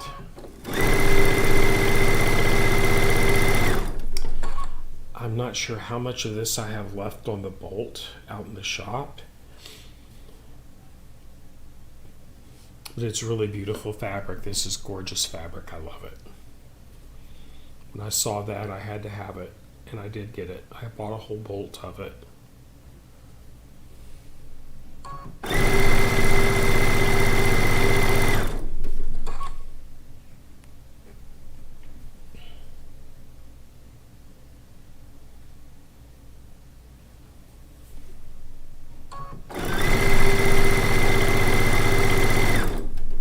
Okay, so I just now pieced that first log on 8 blocks. See how fast that went? So that's what I'm saying. If you can figure out how to chain piece stuff, it will just go together so much faster. And the next trick to doing this is, as you take them off, you want to stack them. So here's my first one right here. Hold on. Okay, so as I cut these, I'm just going to stack them on top of one another in order as I take them off. And what will happen is they'll be in the perfect order then to take pieces from my 2 different stacks of fabric and just sew them on easy peasy.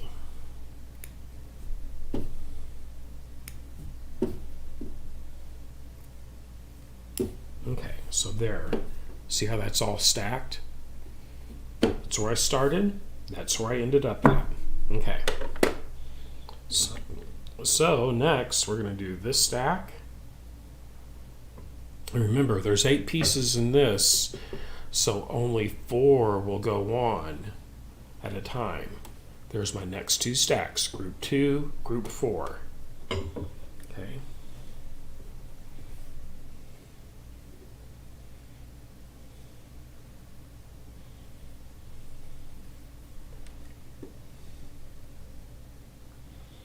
Group O20.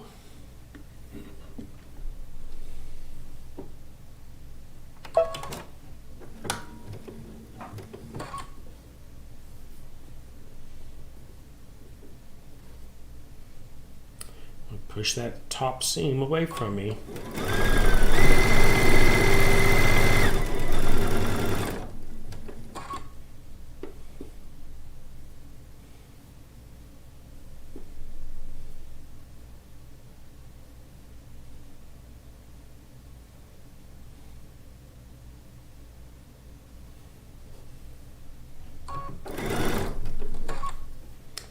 And again.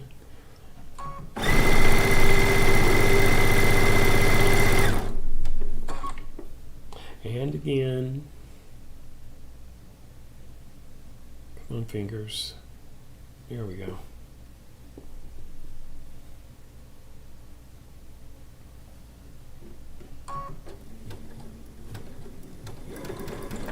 My hand is right in the way for that. Let me try something a little bit different with this camera that we're using.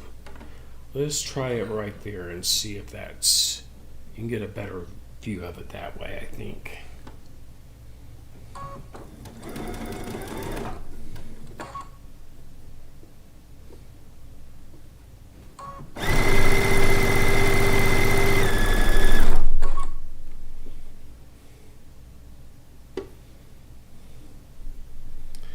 There we go.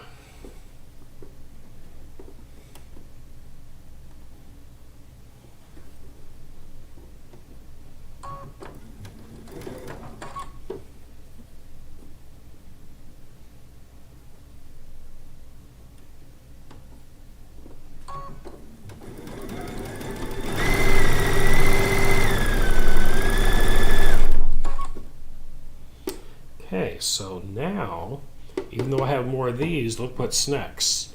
So that gives me a visual cue to swap to the next stack, which is what I'll do. What I mean by the next stack is this here. I just took 4 off of this one, so now I'll take 4 off of this one next.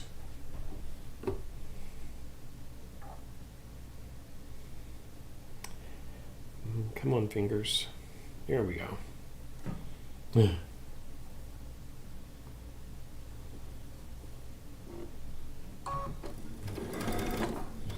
the biggest thing when you are mixing fabric like what we're doing here, a general rule is to not put, all fabric has different size print in it, and you wouldn't want to put 2 prints with huge flowers in it side by side, because it just kind of, you want there to be a contrast from log to log is the best way I can say it.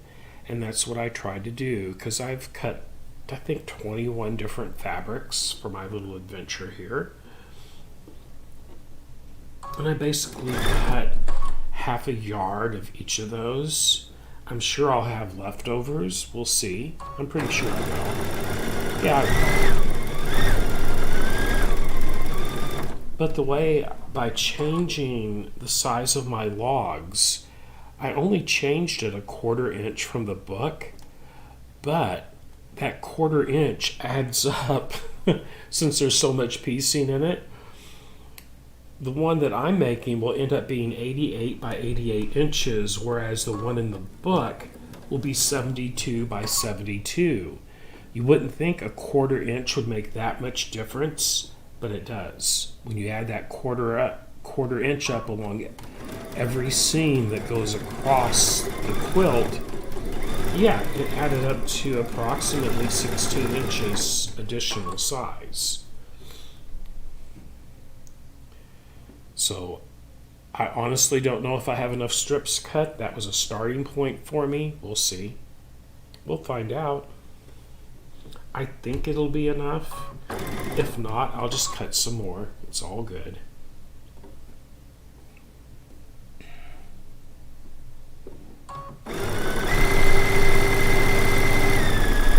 But I am keeping written notes. So what I did, you can see my little notepad I keep. This is where I figured my sizes. I had to resize it for cutting a wider strip than what was in the book. And here is where I figured out how many strips I need for each round, for each block, to make a group of 4 blocks. Blah, blah, blah. These little small notepads are great for that. Okay. Move this a little bit more here. Okay, so that round is done. I'm just going to cut those apart.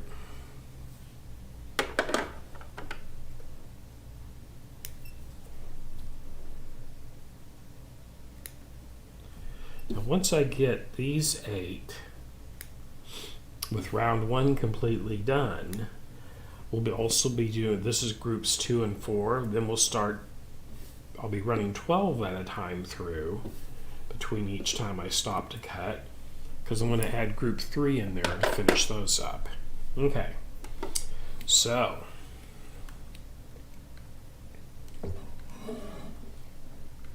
just giving it some different angles so you can see different angles of it and all that fun stuff. Okay, come here, you. Here we go.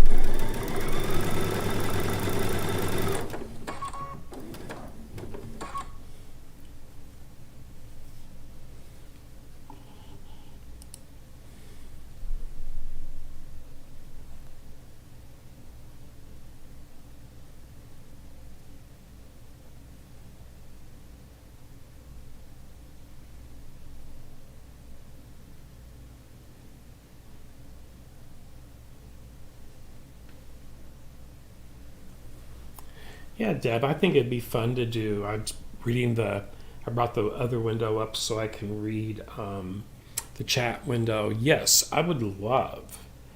That will be something, that would be a wonderful winter series. But it's a lot of miniature, doing them out of the log cabin is a lot of fun. A little bit tedious, however, with this method that I'm doing right here, it would really carry over well for miniature as well. And, you know, miniature has many sizes to it. A miniature quilt can be as big as 24 by 24 inches or as small as 10 by 10 or even smaller depending on the size of the pieces for a miniature.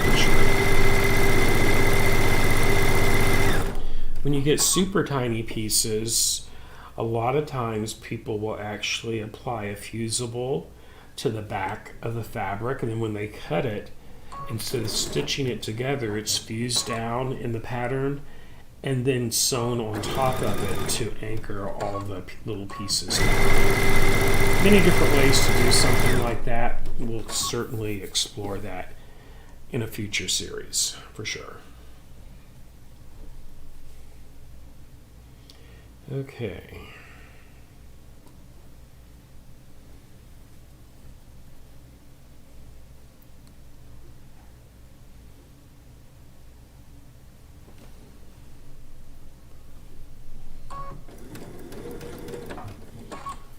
And almost done with this group. What we'll do next, we'll have one more round to go after we finish this set of 8, and then we'll have round 1 complete. And then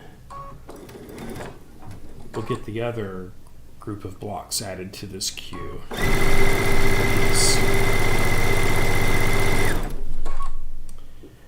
So once I finish round 1 and all 12 blocks are at the same level of completion, I am going to take a break and we're going to come back and finish these.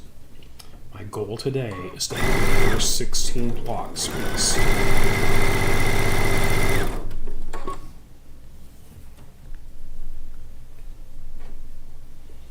Okay. There.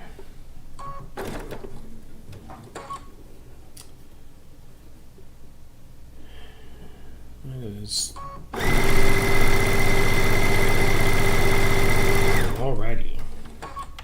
So, what that is, check it out. I'm going to cut these apart and stack them like we talked about earlier. Because then I just have 8 strips left to sew on to have round 1 done on group 2, block group 2 and block group 4. Block group 3 I've already got completed to the first round. So there's those 4 and those 4 right there. Okay.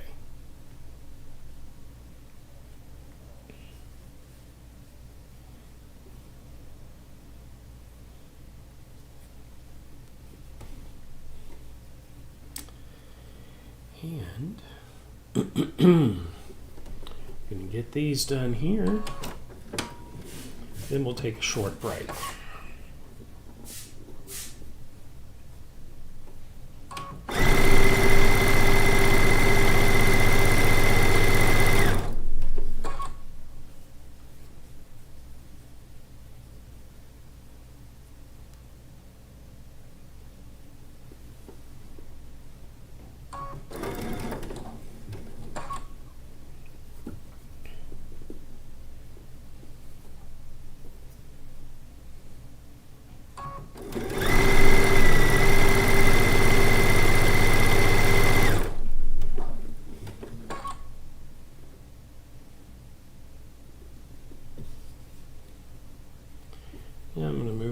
camera so my hand's not so much in the way.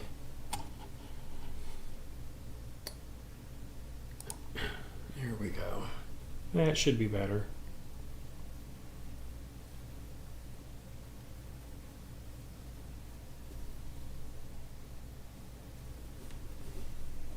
Let's just move it to a different camera for a while. There we go. Excuse me. Okay.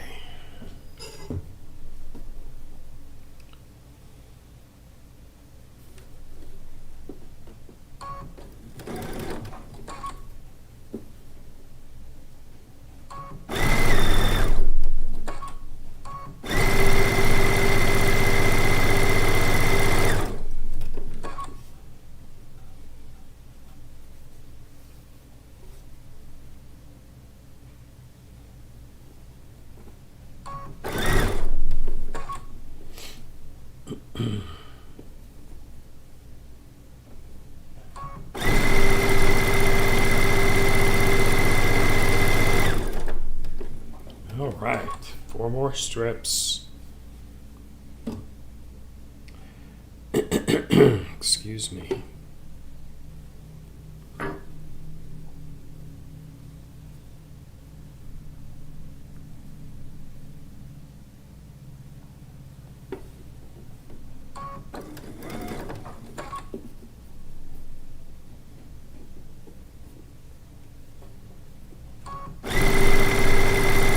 All those edges lined up.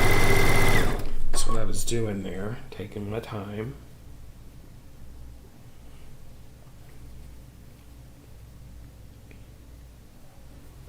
But even fabric with large prints, when you cut it like narrow like this, it really looks nice and piecing.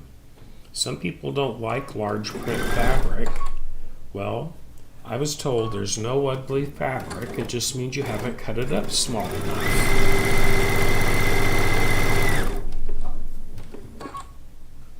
Or so I've been told. And I agree with that statement. You can take some ugly fabric, and if you cut it up small enough, it looks really nice in a quilt.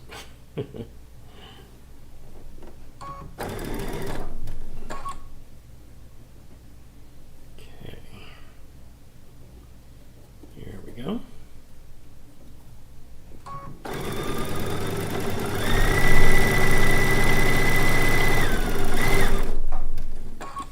One more.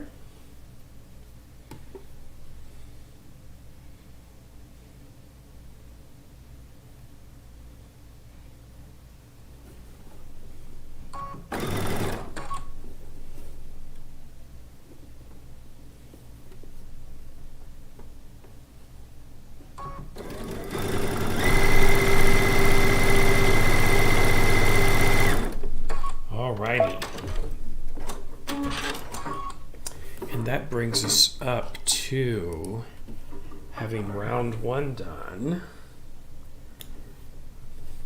on all of these, which is really great because that means I can now add group 3 to the mix. So there's the 4 that I just finished cutting right there. I'm going to stack the 4 from group 3 on top of it. That's group 4. I'm fixing group 3 in place. Let's see here. Okay. Make sure all my pieces are how I want them.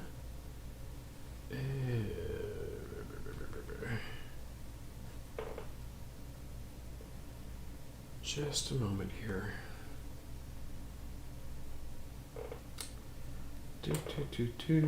I'm straightening up pieces, everybody. That's correct. That's correct. Okay. So I'm going to add my logs for the block of groups that I've labeled number 3 right here. Okay. Okay.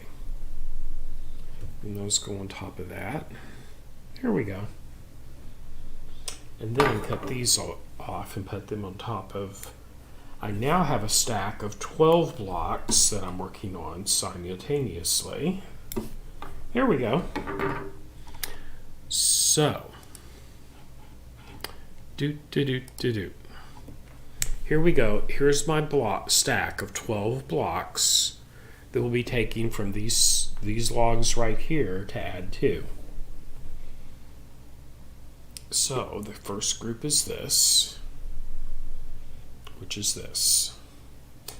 So what I'm going to do now, I am going to take a short break, 10 minutes or so, and then I'll be back and we're going to continue piecing on these. Okay.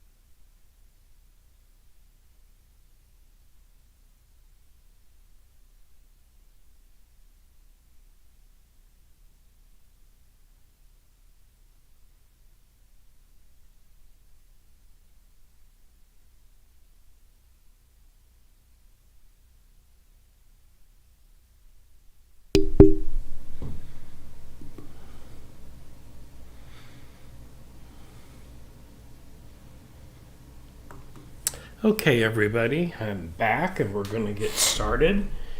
So we have 12 blocks with round one.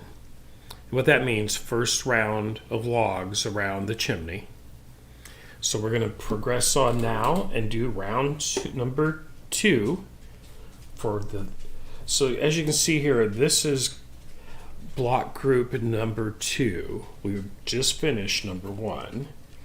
This is group number 3. And this is group number 4. So when we get this little stack done, we'll have 1/4 of the blocks pieced for this quilt top. Okay. Okie dokie, and we are going to power through this and we are going to get it done. We're going to get it. Get it. Okay, here we go.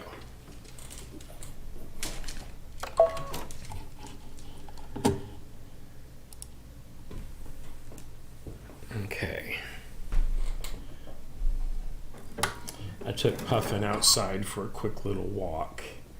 He was getting antsy here underneath my sewing table.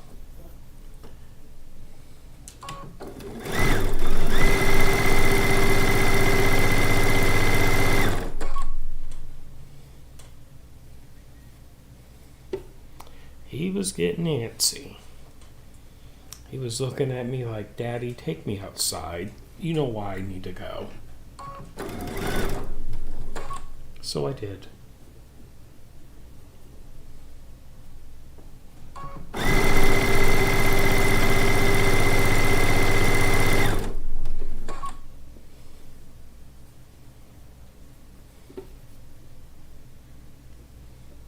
This fabric here is another one,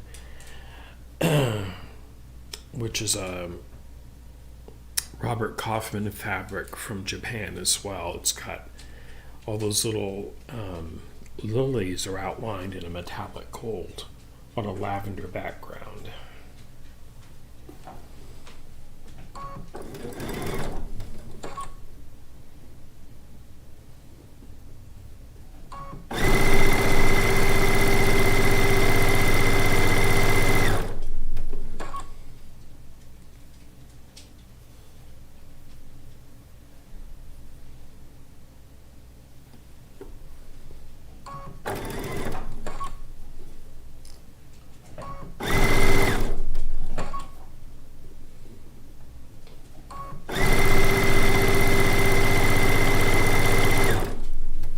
Okay, now 4 logs from that was group number 2. Now we're going to do 4 logs from group number 3. Then over here, of course, this is group 4. Just like a boarding call at an airport, you got to be in the right, wait until the right group is called up to come up and play.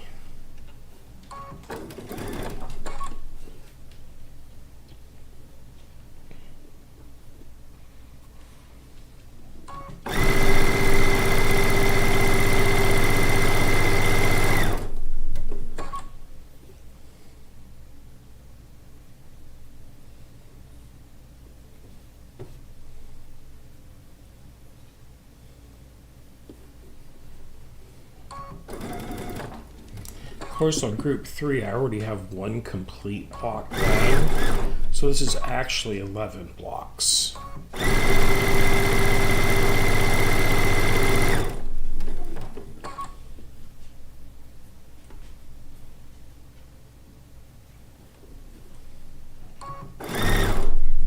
That we're finishing right now, then we'll have 25% of our blocks pieced.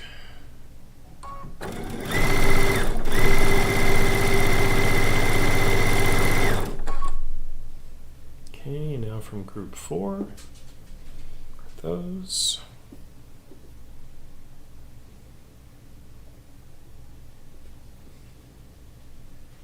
On you. Now, being that I'm saying like 1, 2, 3, 4, that doesn't mean the order of the blocks will be set together by any means, as far as that goes.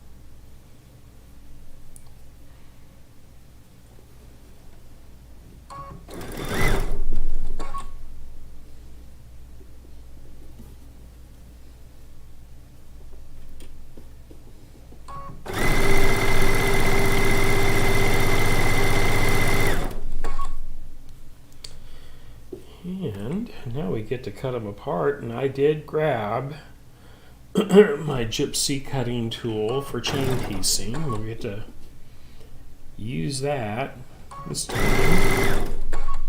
That'll make that step go a little bit quicker. Okay.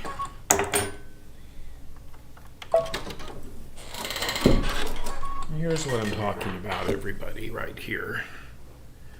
Let me back that camera out a little bit. There we go.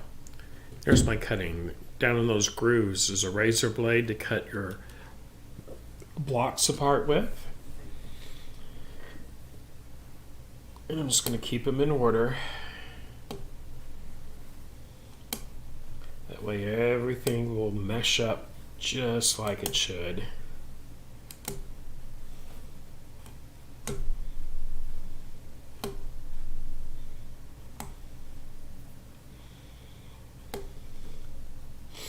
Okay. And then, let's see, we're going to do 4 off of this stack. There's next. And then once you get the first ones done, now I just have to match my fabric because that'll go all the way around that.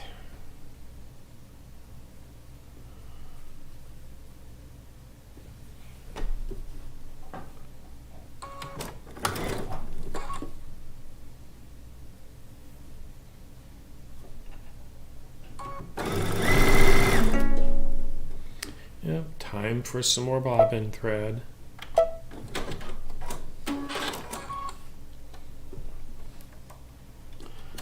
Remember, I said I was using up some previously loved bobbins where I had a little bit of thread left on them, and that's just a good way to use up bobbins.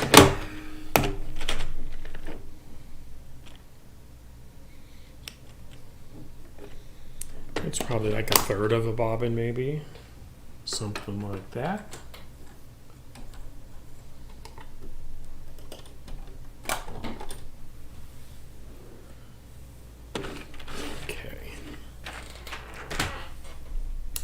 Yeah, we'll pick up where we left off on that one.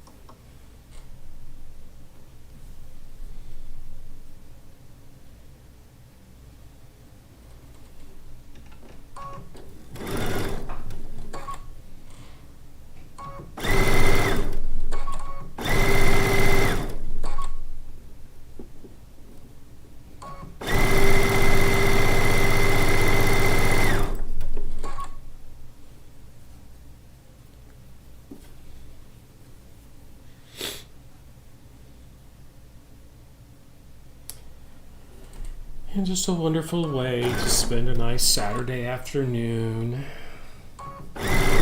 doing some piecing.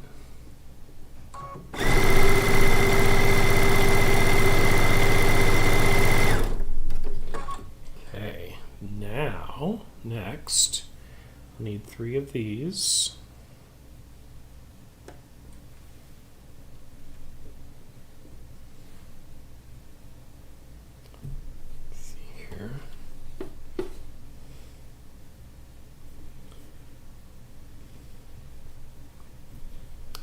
Yes, 3 of them.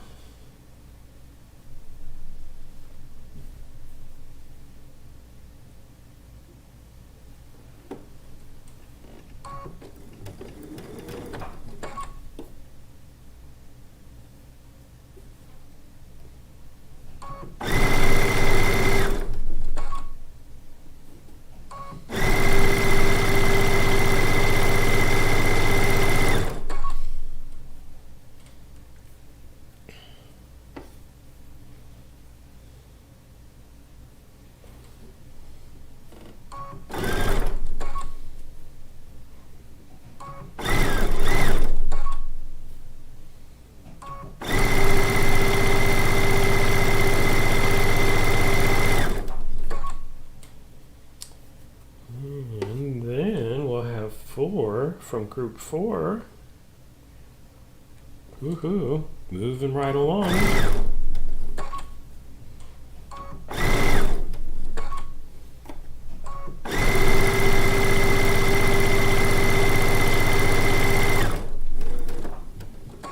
Okay.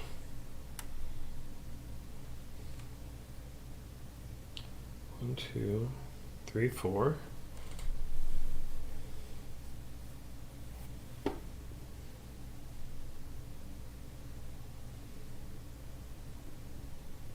Come on, you.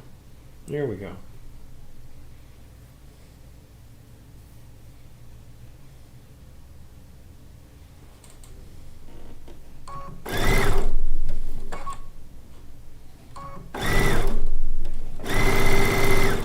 Now, I have pieced an entire quilt top, 64 blocks, where I'd run 64 pieces through at a time. And it's nice to break it up because that is some long runs. But I will say this, it does get done quicker. The longer of a run you can run through when you're chain piecing, the faster it goes. It does save time.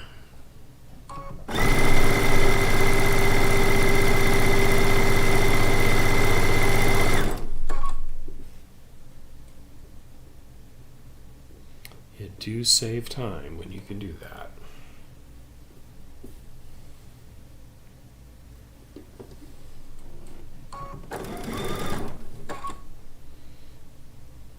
And you know, if you're new to chain piecing, don't be afraid of it, because the more you do, the more often you do it, the more natural it will become, and you'll really save. This is how you get a lot of quilts done, everybody. Piecing quilt tops, this is how you do it. You got to use these methods where it will speed up the piecing process.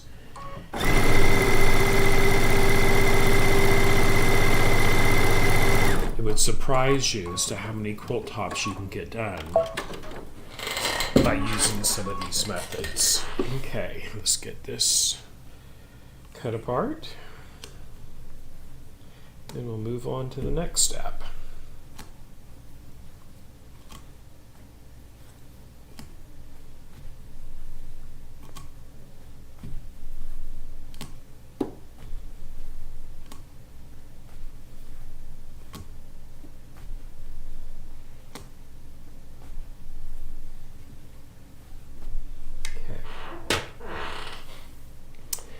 So now 4 more of each. Okay.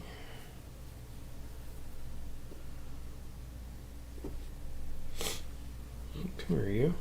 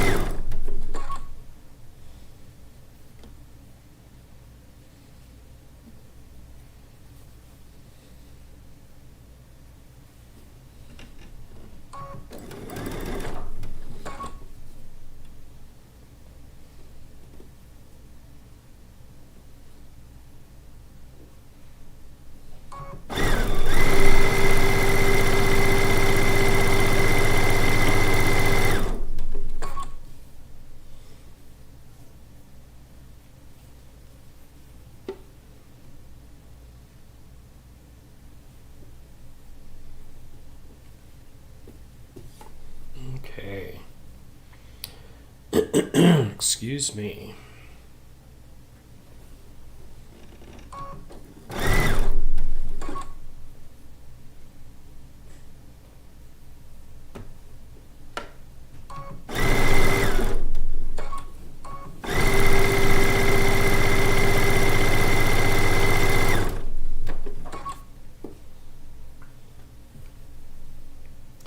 And As you can see, once it's just a rinse and repeat process here.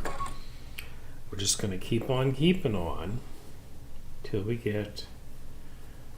come to a point where we just need a break, and it's all good. Okay. And these three.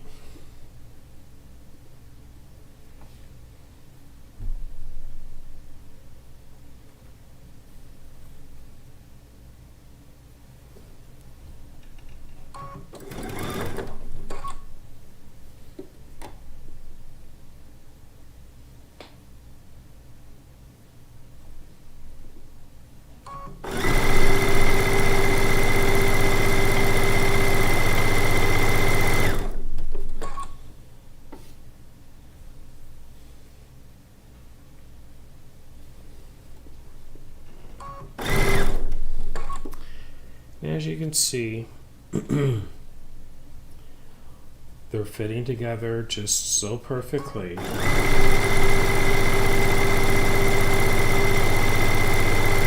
The trick when piecing log cabin is to pre-cut the logs to the exact size, because then your blocks will end up coming out the same size all the way around.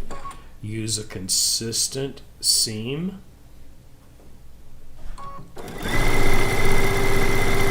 Whether it's a 1/4 inch, an 1/8 of an inch, whatever, 3/8 of an inch, you just want to have a consistent seam, and then everything will work out and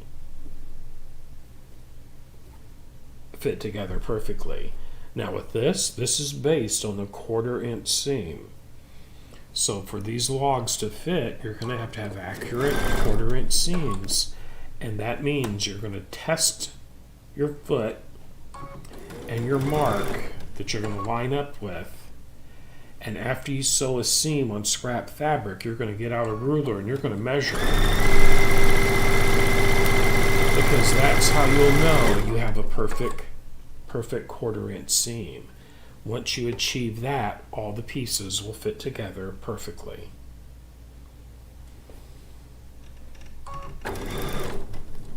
And notice I just started and stopped right there. And then what I do, I line up the other corner down here and hold on to that. And then I'll fold that one up and stitch.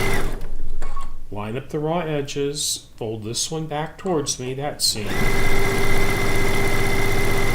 and run it through. Easy peasy.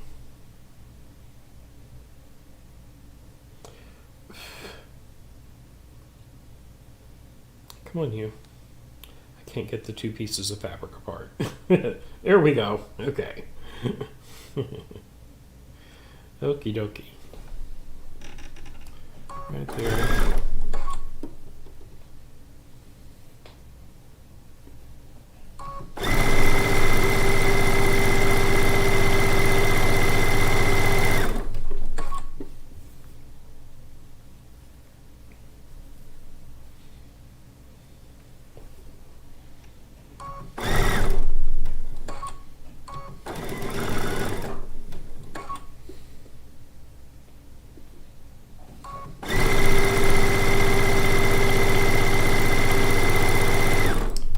Get to cut them back apart. Okay.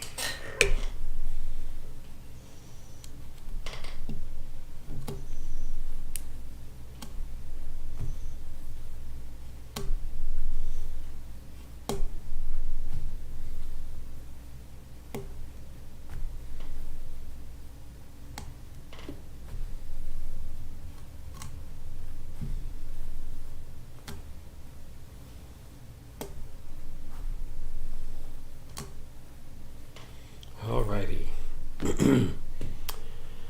And then there'll be 4, 3, and 4. And once this round is complete, we'll have round 2 completed on each one of our blocks.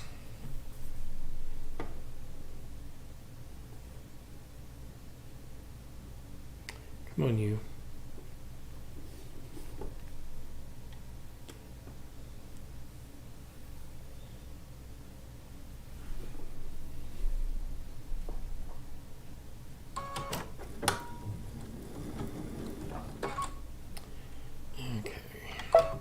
Get my needle rethreaded. What happened, I stitched off the edge of the fabric. Those first few stitches is important to have your needle in the fabric when it starts stitching.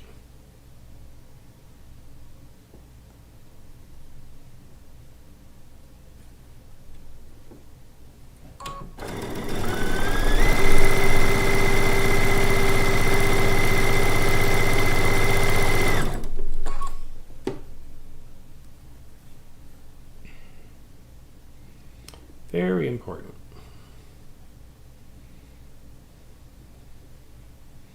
If you ever have your needle coming unthreaded, that's more than likely the reason why. That very first stitch will not form if there's not fabric underneath the needle.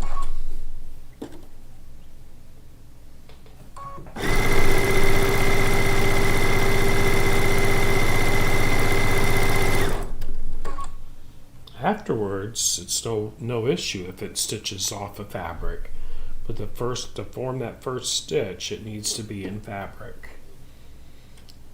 One technique is to start with what's called a starting cloth.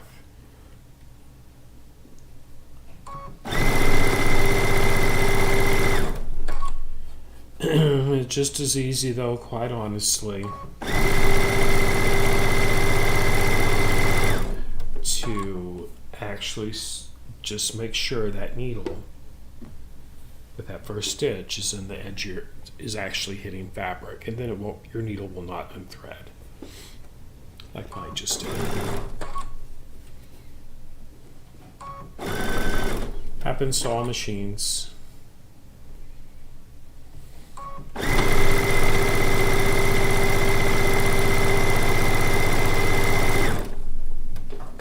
Okay, this one is next. Should be 3 of these. 1, 2, 3.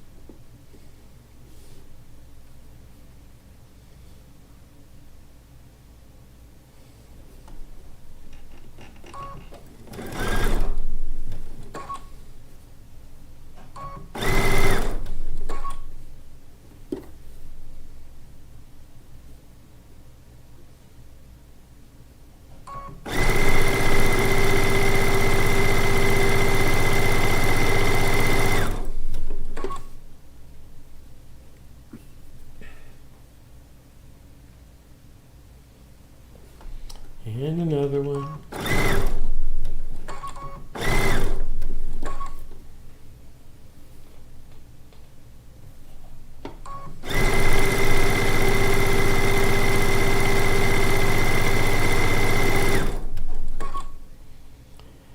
And then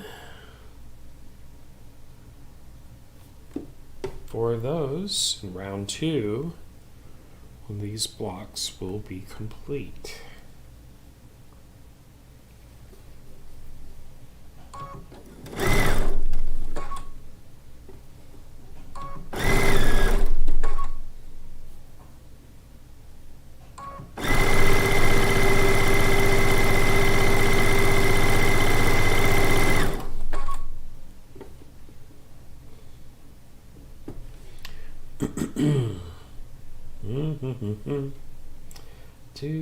Do.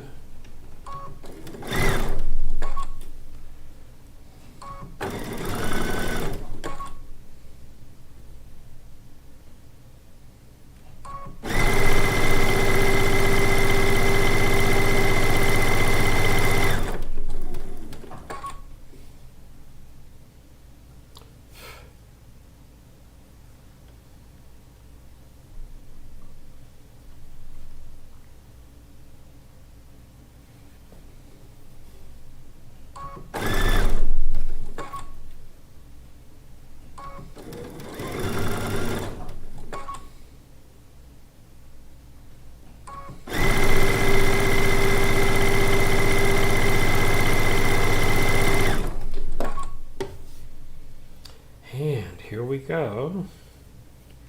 The last log for round 2. Yeehaw.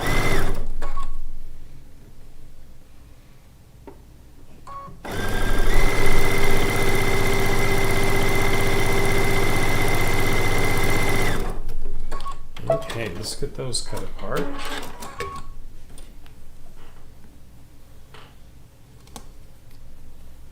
And then we can move on to round number 3. There's that one, where it's at.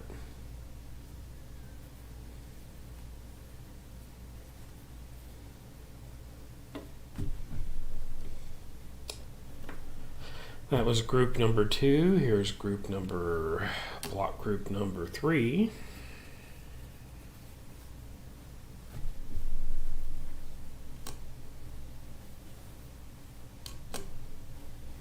Block group number 4, right there.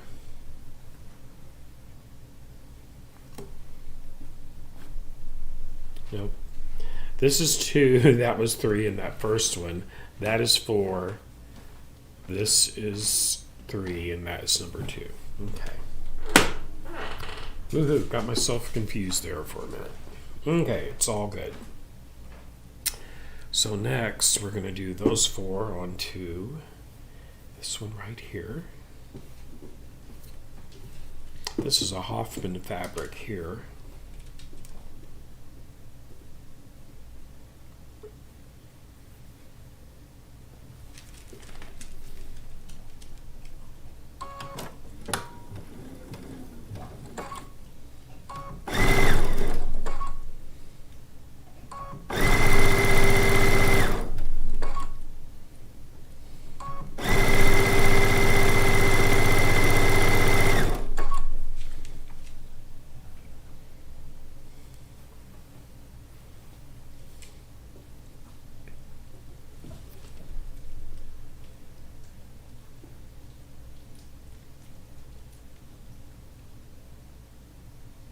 Oh, you're welcome, Deb. No worries.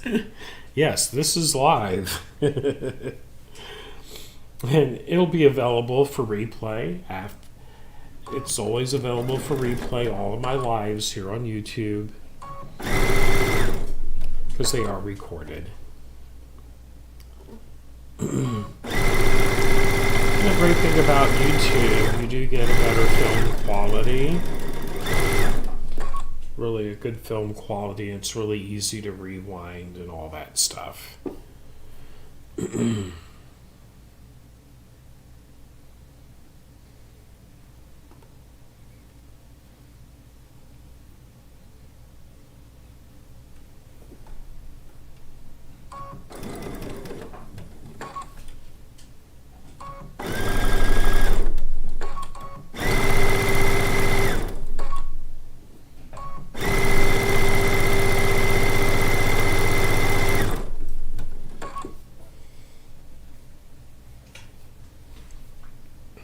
Okay, puppy, I hear ya.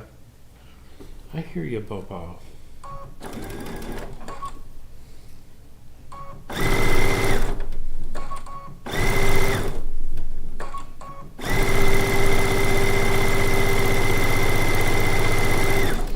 Okay, now maybe 3 of these. Put this one here.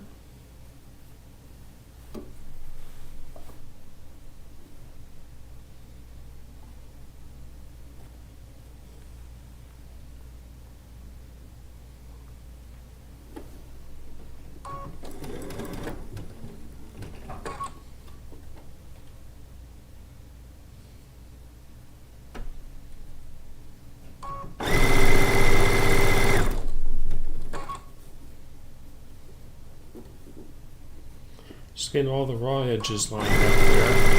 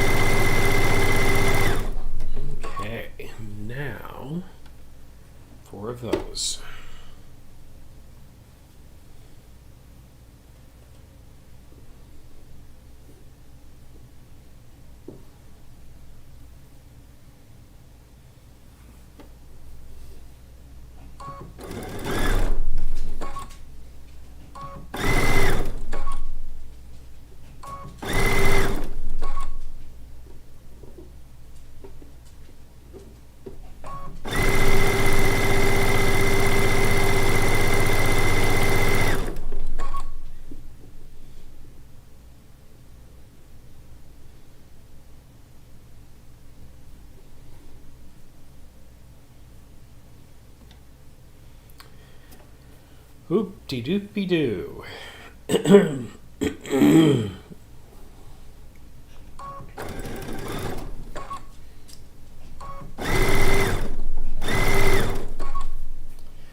think it's great that one reason I like doing this live is really for education purposes. Because, quite honestly, a lot of if you've never pieced a quilt top,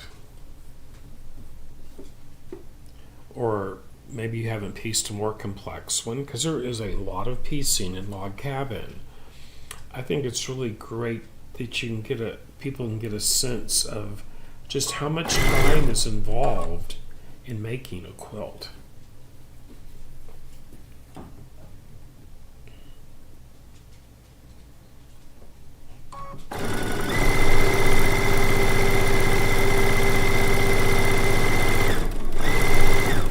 This is just the piecing process.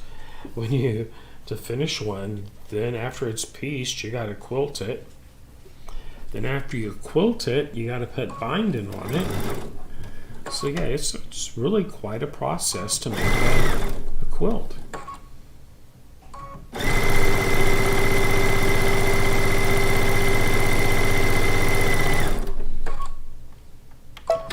There, that step is done. And we get those all cut apart and move on to the next one.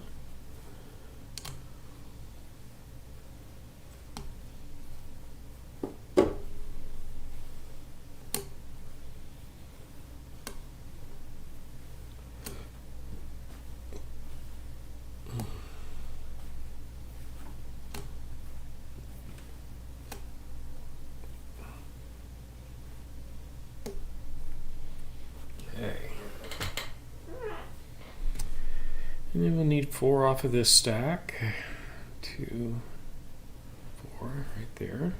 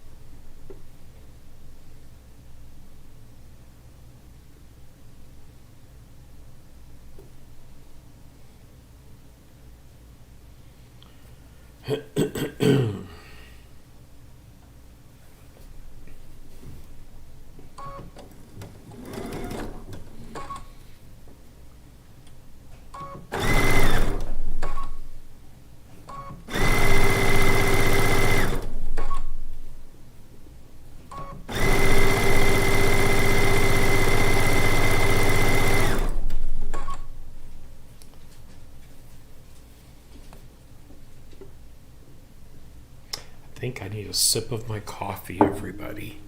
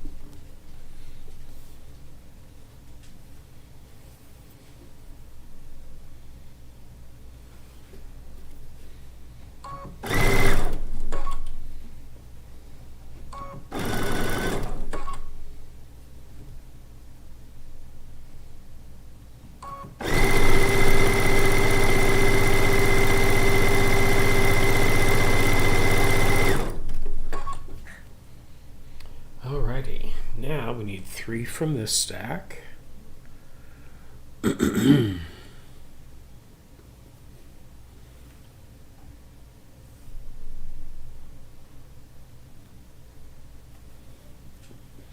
thank you, Sarah. That's so nice of you to say that. Thank you.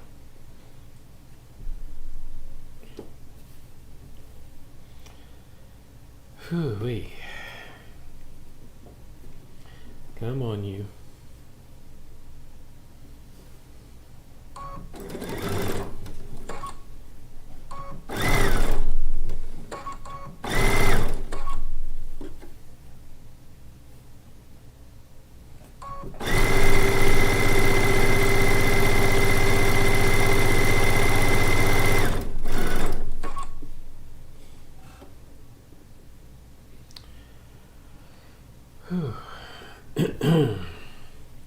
Puppy, I see you. My little dog is staring at me, everybody. He's doing a stare down with me. In just a moment, Puffin. It's been about an hour. I'll take you out again. Just a minute, Bobo.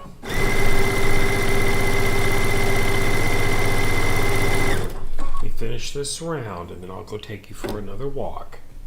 You're such a good boy. Yes, you are. Yes, your daddy's good boy.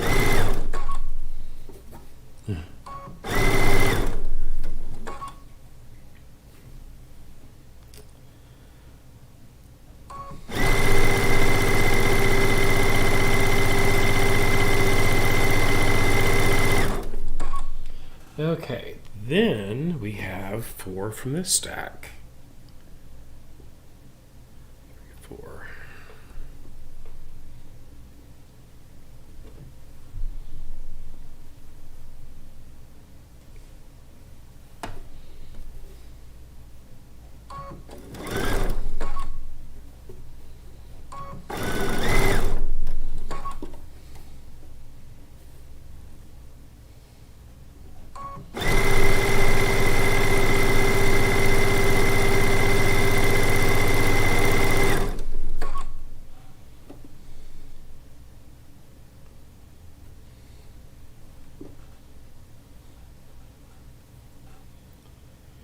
And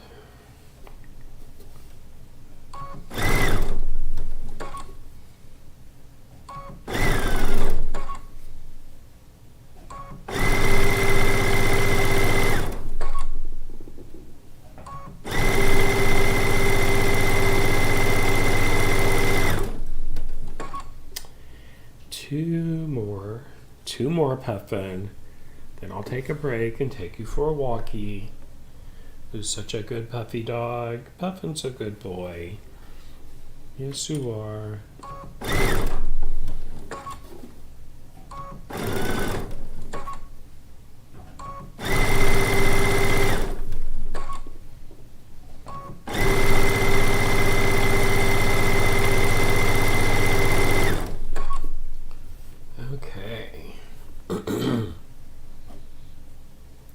Everybody, when I get this log sewn on, I'm going to cut them apart. Then I'm going to take a break so I can take Puffin outside. He's wanting to go back outside.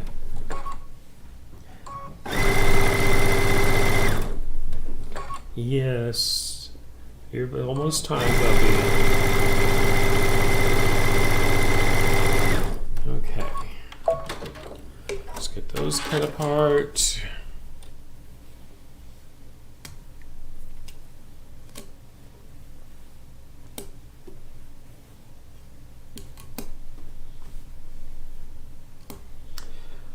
Some weekend I'm going to have to make me a sewing apron because I am covered in threads from this fabric. Literally. Okay, so I'm going to take a quick break and take Puffin for a little walk. I'll be back here in just a few minutes. Let's see here. There we go.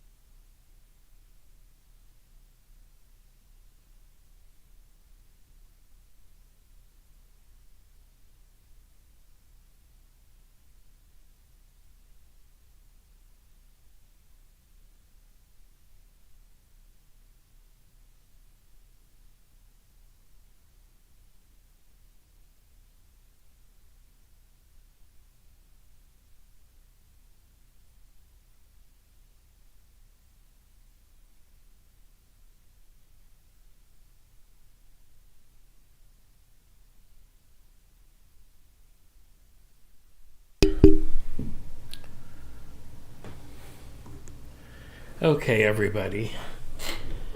Wait. So my little dog needed a potty break, so now I'm back and we're going to restart this up. We are going to, let's see, where are we at here? 4 of those. What we're going to do, we are getting close. I can see once we get round 3 done, then there'll be round 4, and there will be 1/4 of the quilt blocks for this quilt top piece.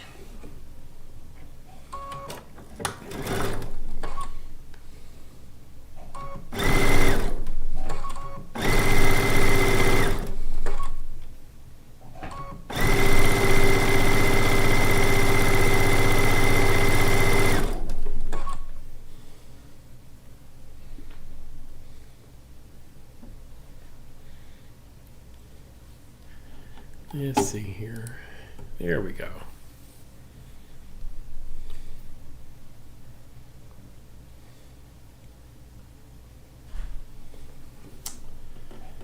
There we go.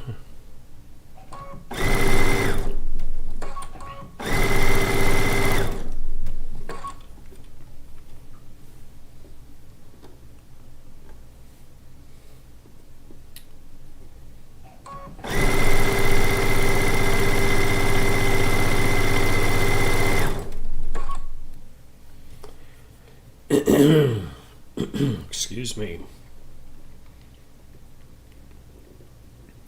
And we're just piecing along here, everybody.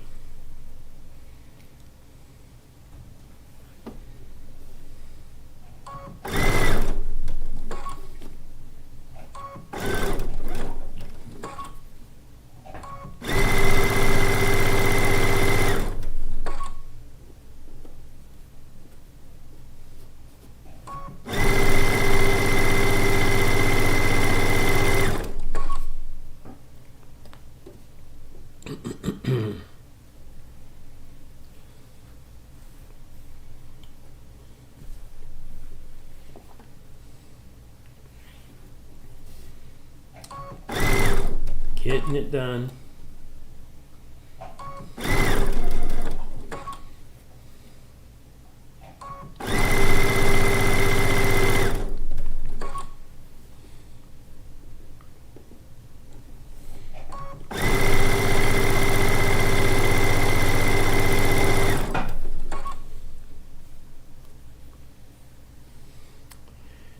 And then 3 from the stack.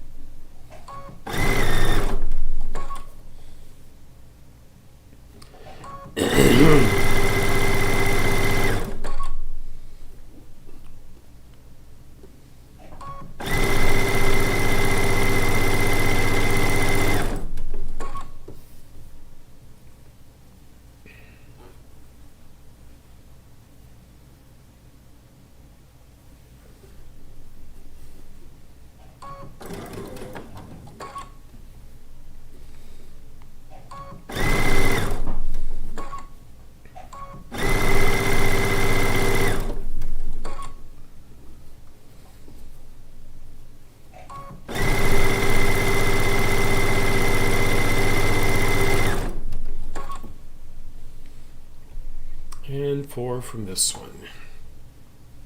Right. Okay.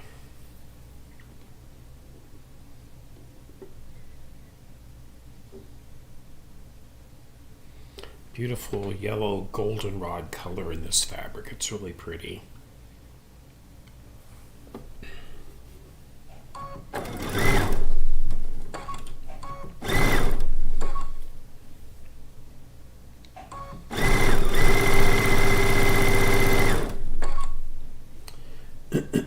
Excuse me.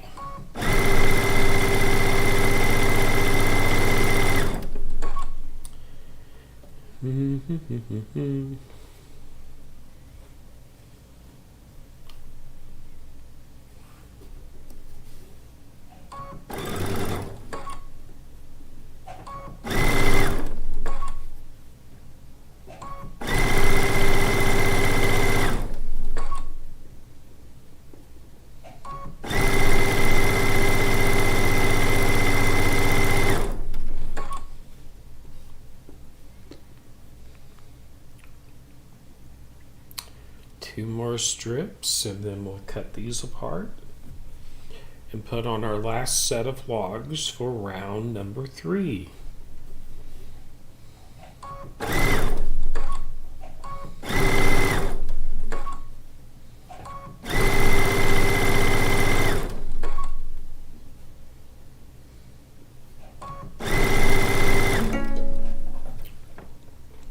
And let me put another bobbin in.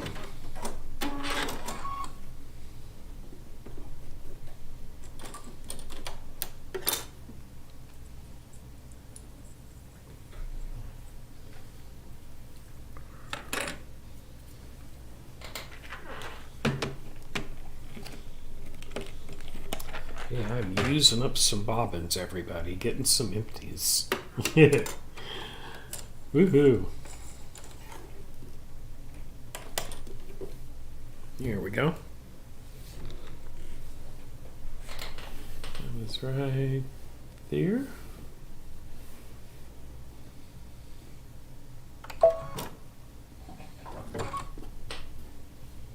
Okay.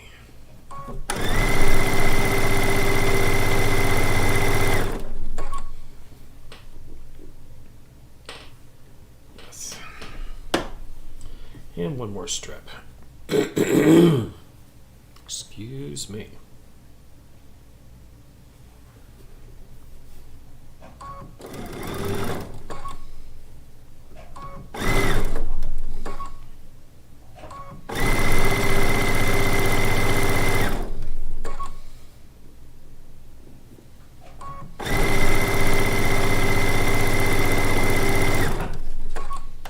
Okay, let's get those cut apart.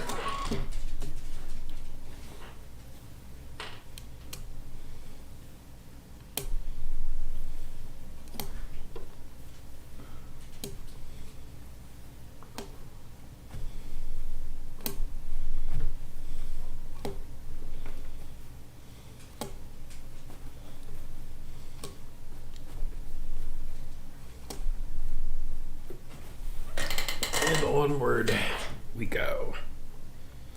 Now this will be our last set of logs, and we will have round 3 complete on these blocks. Then we'll just have to put on round 4, and those will be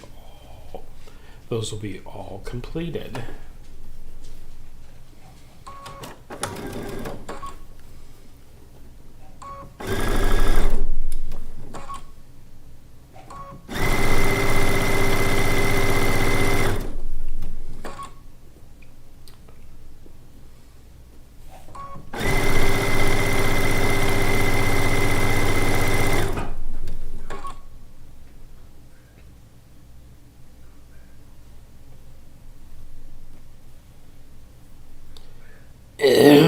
Excuse me.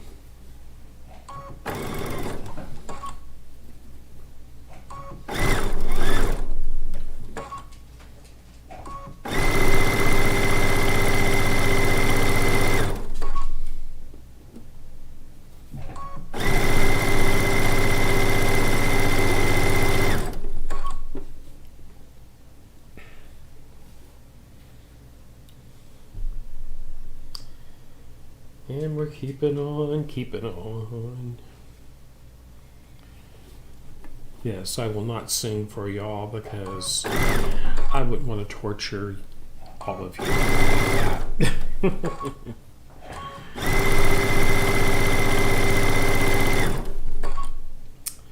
Yes, it'd be painful to listen to me sing.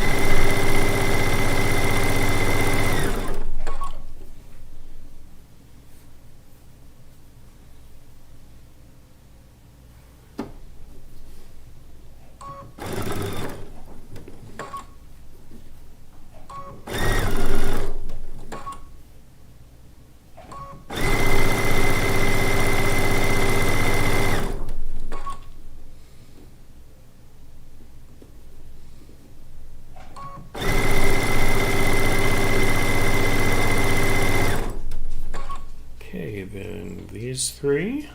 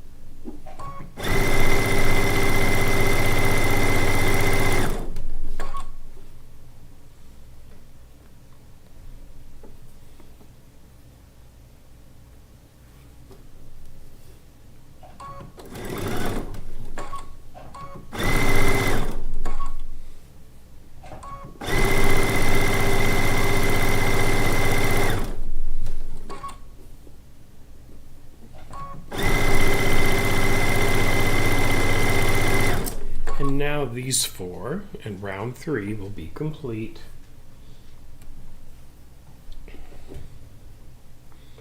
Woohoo. Keeping on, keeping on.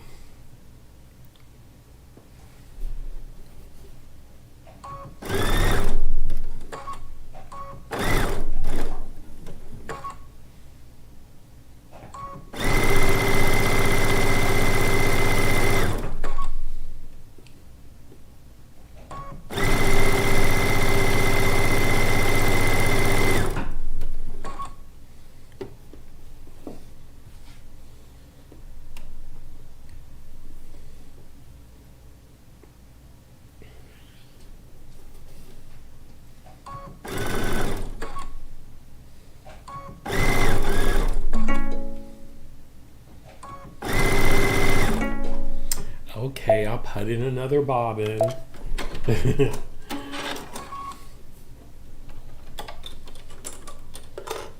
Don't have too many of these left. Let's see here.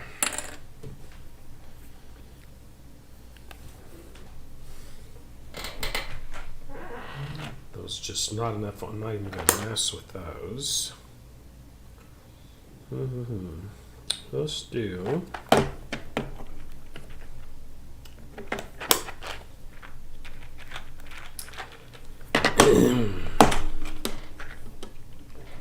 Do that one right there.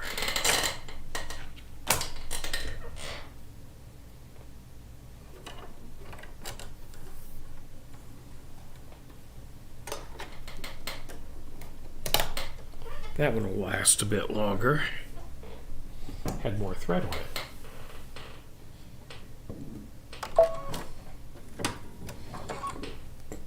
Okay.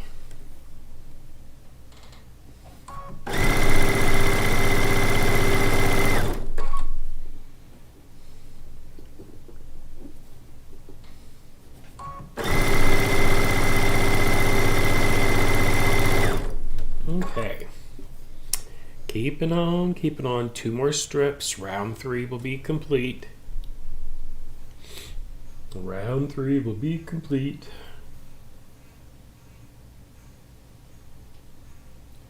Come here, you. There you go.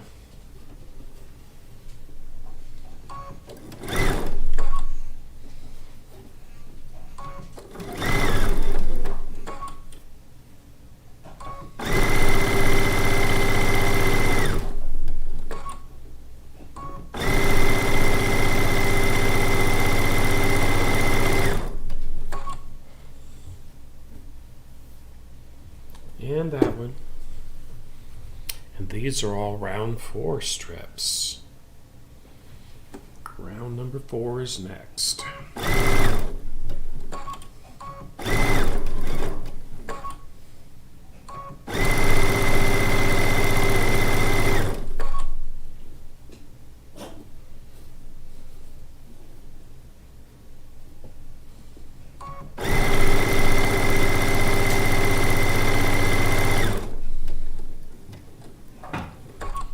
let's get those cut apart.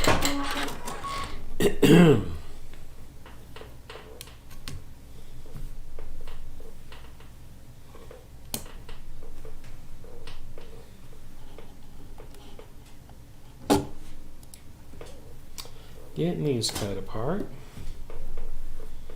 Gonna get them done. Get these rascals done, everybody.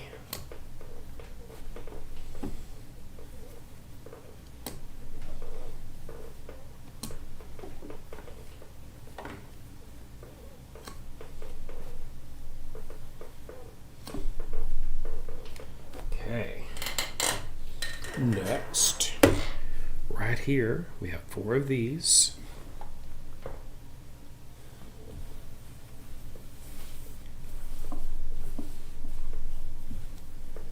Isn't that pretty? Like that. Okay.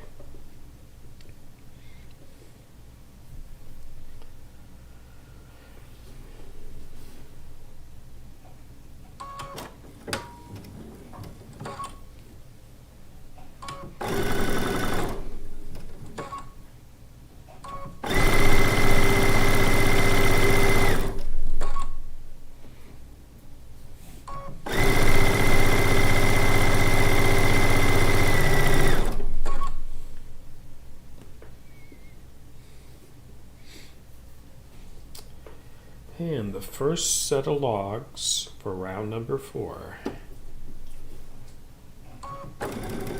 We're working on 11 total blocks using the chain piecing method. However, there are 3 groups of blocks. This is group number 2. Group 2, Group 3, Group 4, according to the diagram on page 65 in the book.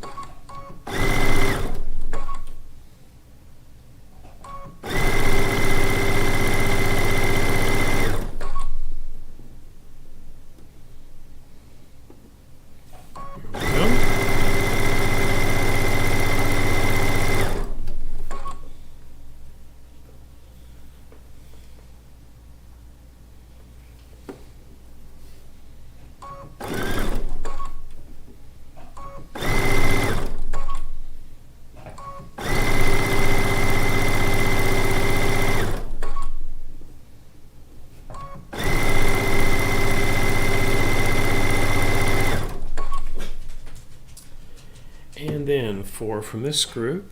This is group number 3 right here. Group 2, Group 3, Group 4.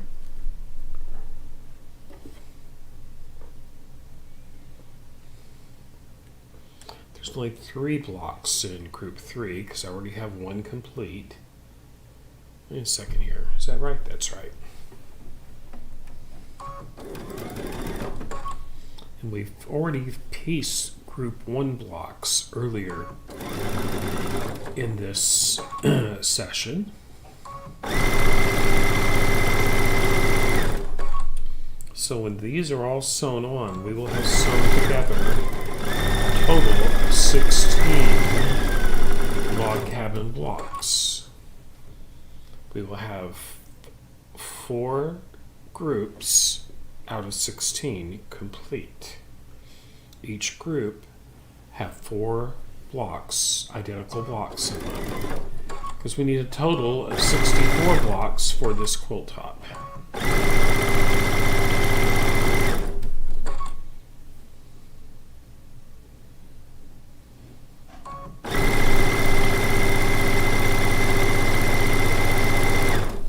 Okay. Should be 2 more there. I only see 1. No, that's right. That's right, there's just 3 in this one. There's just 3 blocks in this group. because one of them is already complete. That was my test block to get my measurements down.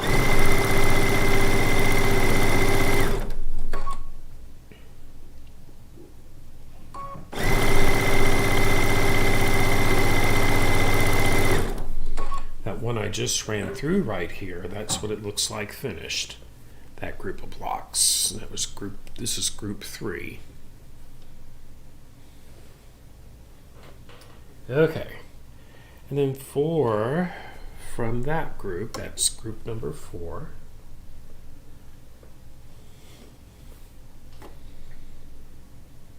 Get these 4 sewn on, and we'll cut the threads in between our blocks and move on. Come here, you. There we go.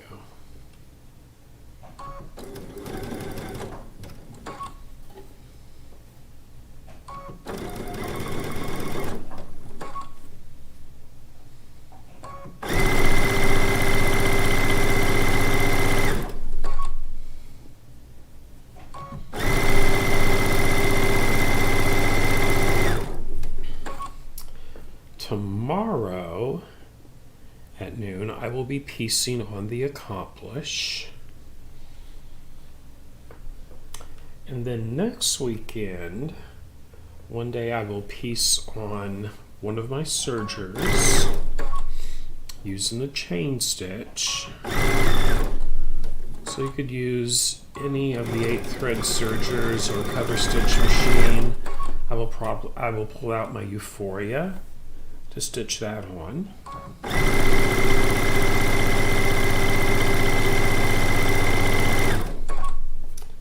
Okay.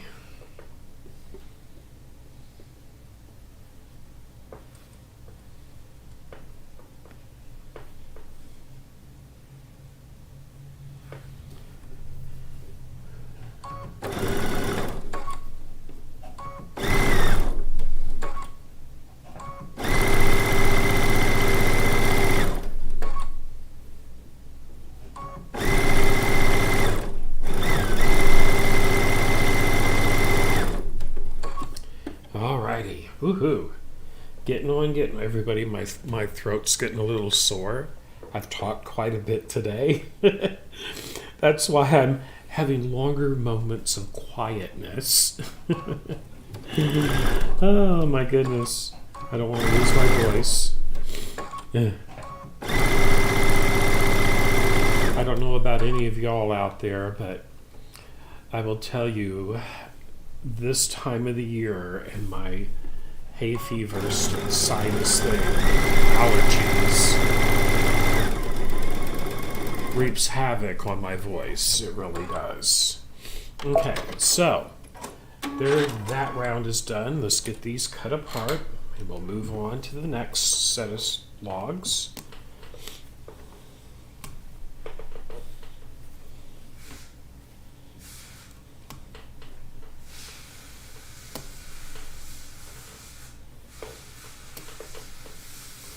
I like when they get to this stage, you see what you've accomplished. Because I tell you, that's a lot of sewing, everybody. I mean, this will only be 1/4 of this entire quilt top, and that's a lot of seams. I mean, look how many seams are on the back of just one of these blocks. Look at that. Isn't it cool, though? Okay, so here we go. Next round. Next set of strips, we're going to do 4 of these. 2, 3, 4, right there.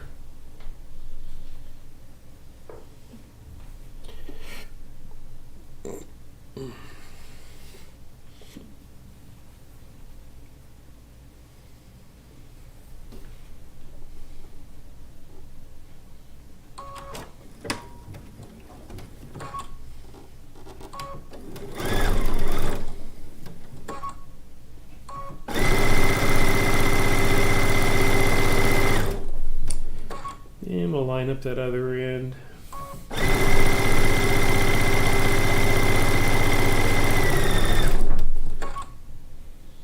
And keep on keeping on.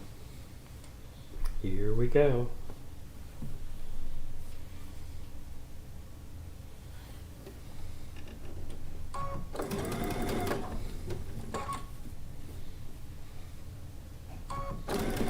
And the great thing about these quilt books, you don't always have to have the recommended fabric. You can always do your own thing, which, I kind of do that.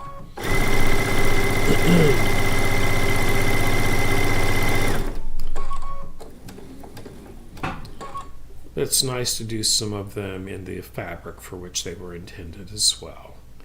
But these books, like this Quilts in Italy book, they're really inspirational books that you can make those quilt tops out of any fabric that you desire to. Is that right? Yeah, that's right.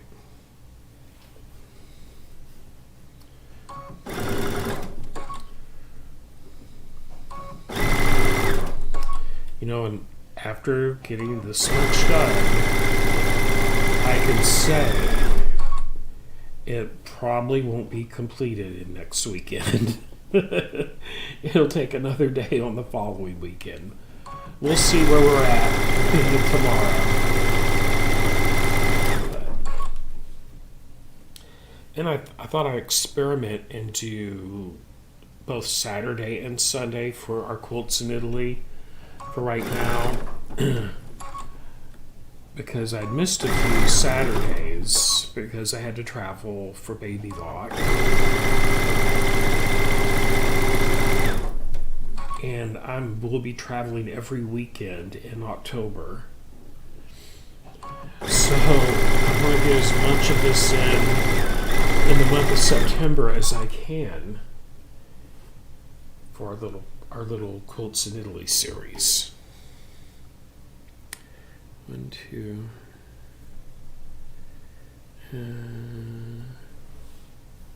Yep, that's right. 1, 2, 3.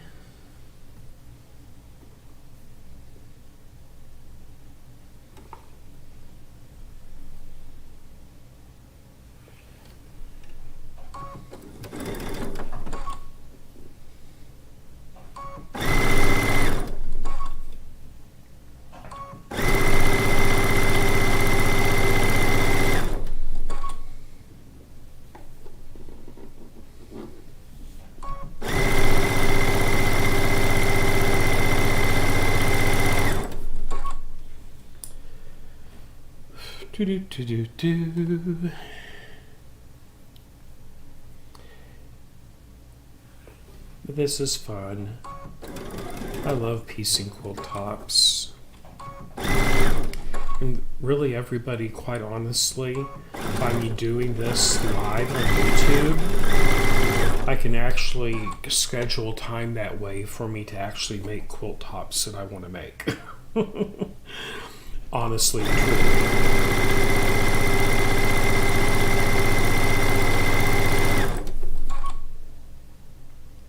Is one way that I can get some quilt tops done.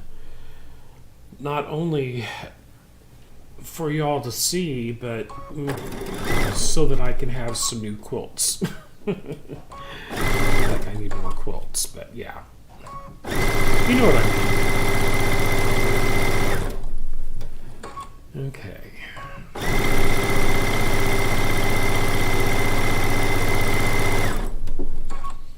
Okay, now 4 of these. Then we'll have round 2. Nope. We'll have half of the logs around our last.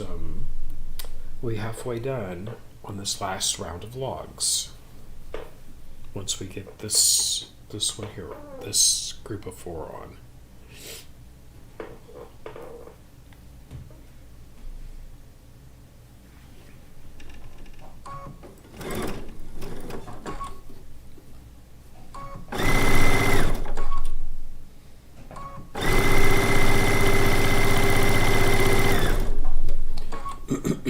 Excuse me.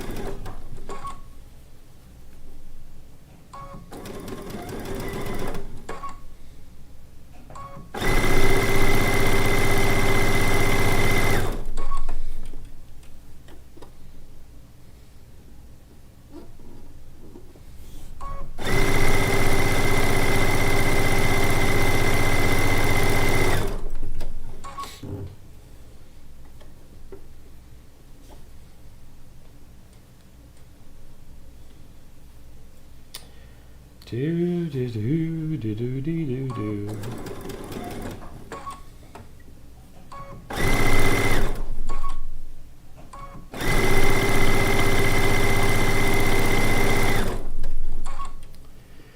Keeping on, everybody.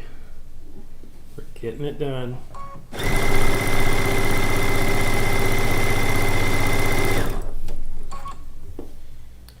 Here we go.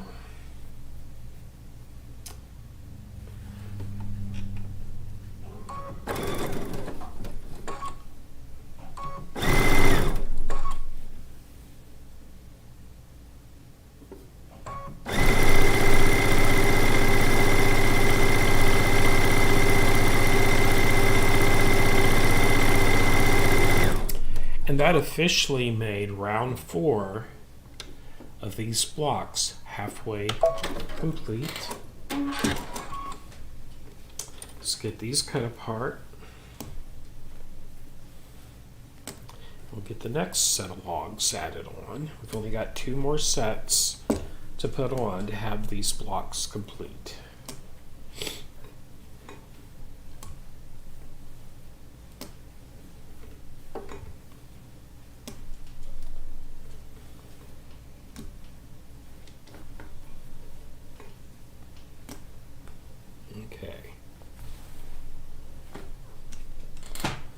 Time for that camera to play. There we go. Okay.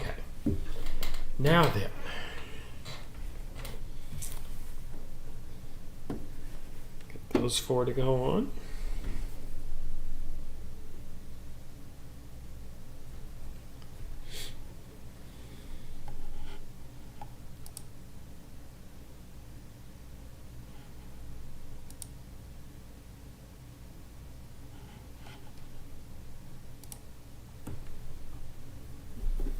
Right here.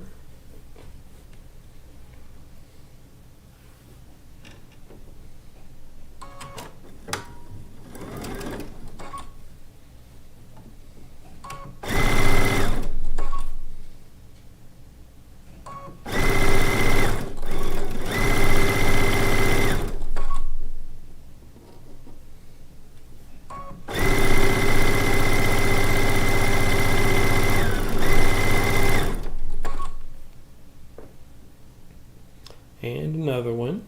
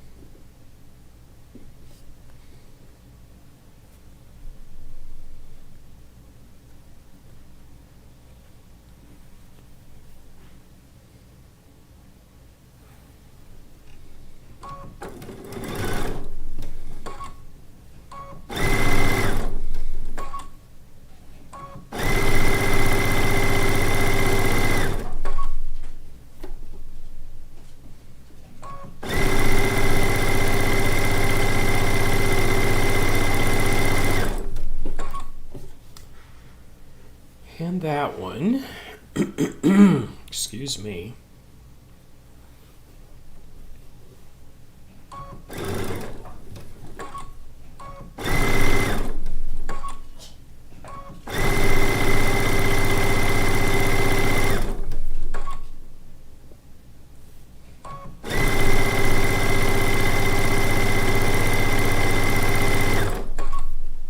Alrighty. Now 3 from this group. Ooh, we're down to, these are our last logs for the next round. Woohoo, everybody. Exciting. And this is block group number 3 from the book.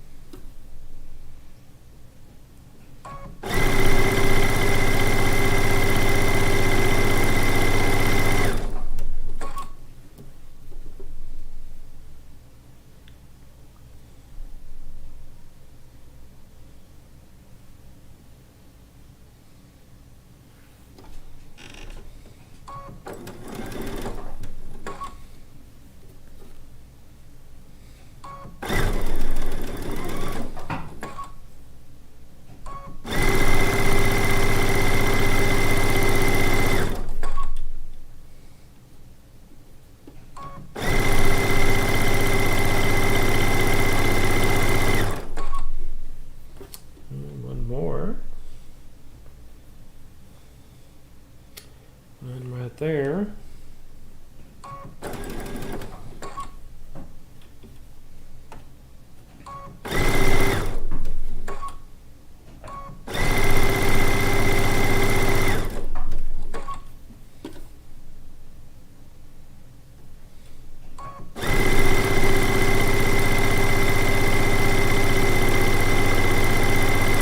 Alrighty, now 4 from this group.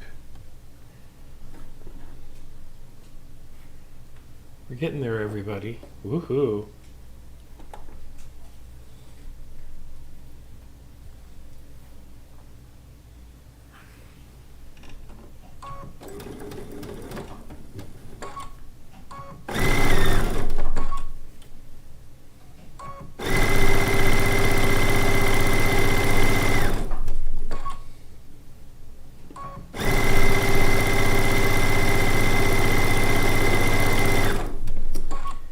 Another one. This will have round 3 of our blocks, of our 16 blocks complete. Well, no, we're on round 4. This will be the 3rd set of logs around round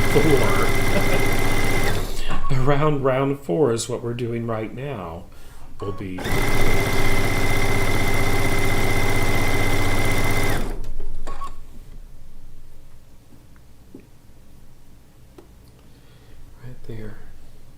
right there. Get it started. Push that seam line away from you. And line up the raw edges.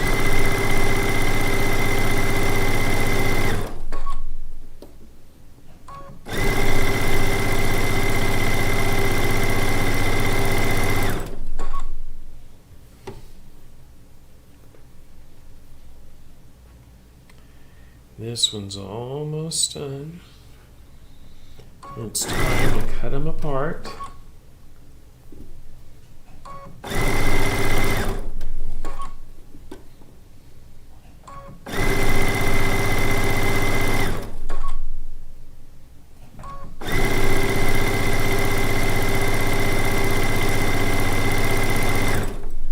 Alrighty.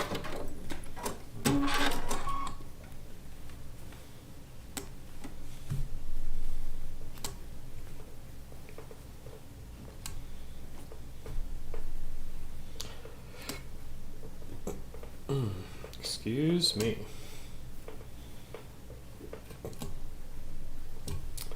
Oh my goodness, everyone. I'm excited to have a 4th of these blocks done. With this next set of strips I sew on, this quilt top will have 1/4 of its blocks pieced. Okay.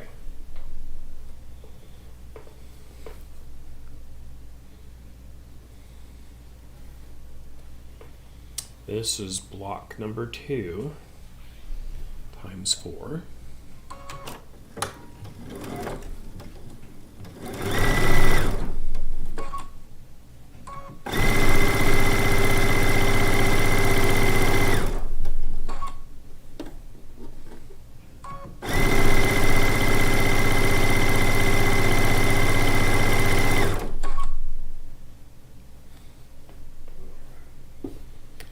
Here we go.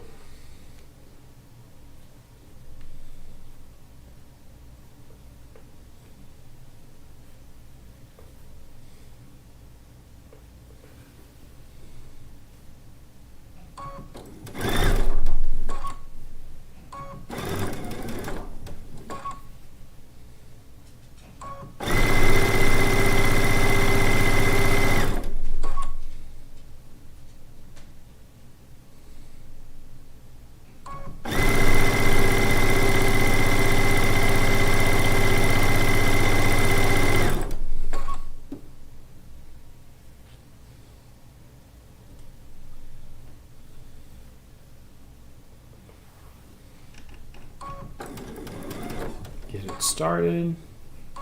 Fold the seam up and away from you. Line up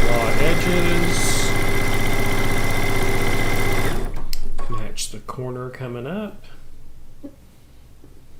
Fold that seam towards you.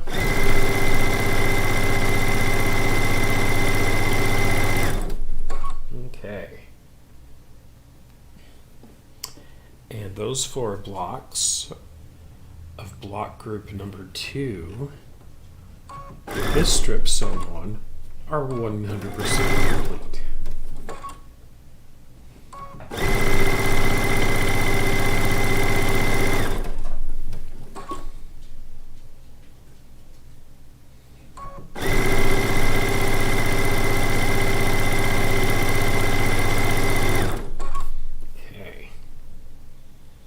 Now, it's time for those. There's 3 of those.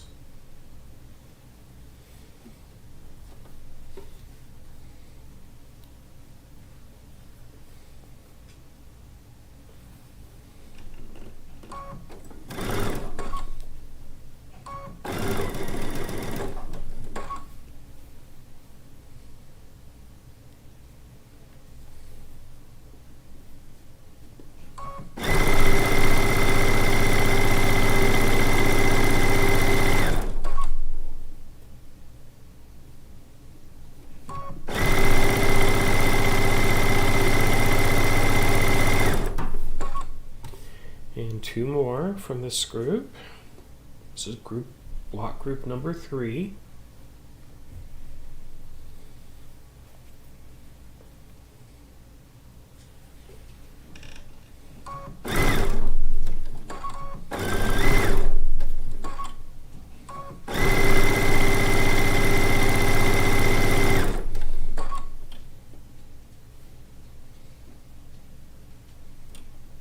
Come on, you. Here we go.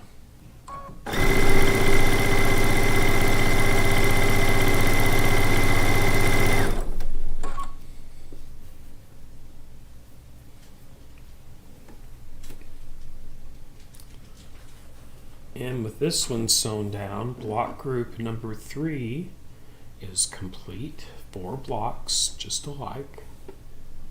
And come on, gotta get those edges to line up though. There we go.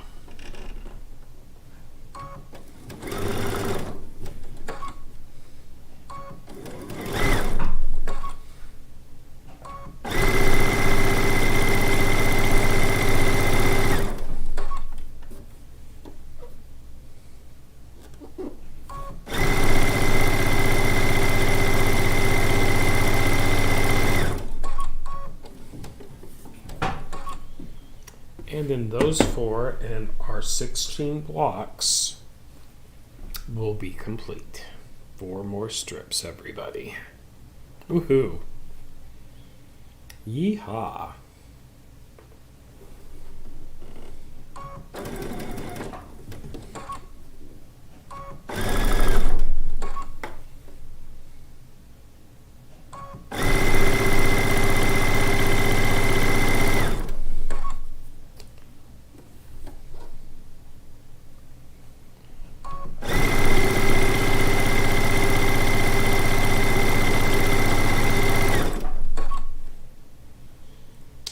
More to go.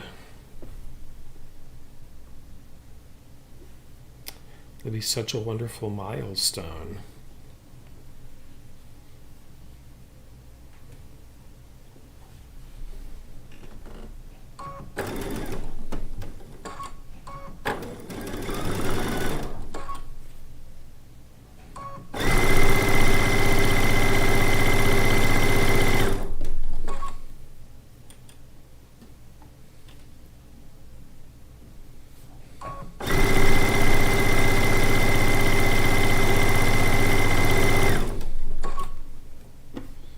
Two more to go, everybody.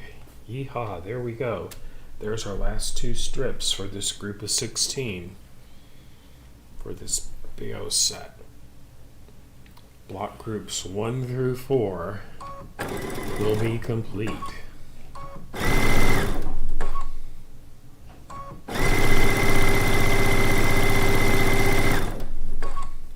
At the end, I will do a recap. And we will be back on here tomorrow, 12 noon, Standard Time for episode 2 of the Lacey Log Cabin Quilt in our Quilts in Italy series.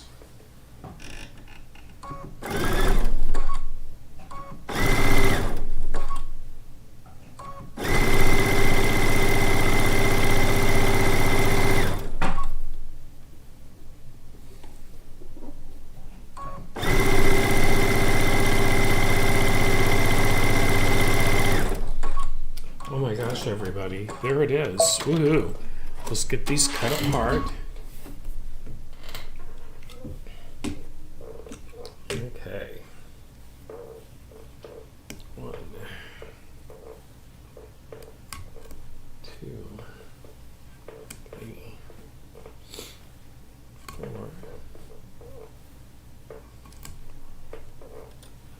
Get them cut apart, then we'll get our blocks organized.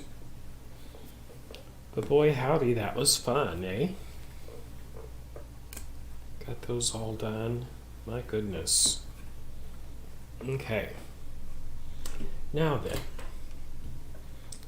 Here was the first 4. This is group 1, block group 1. Let me back that camera out a bit so you can see this better. There we go. Block group 1. Okay, there's 4 of those. Okay, 4 of those, block group 1. Then this is group number 2, right here. Group number 2. We have 4 of these just alike made. 1,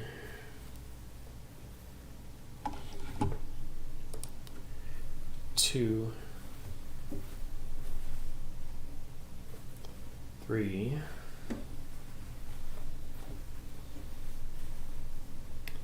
and 4. Then we have group number 3.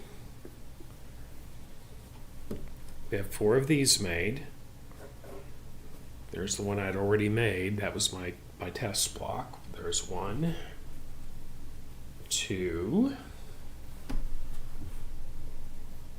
3,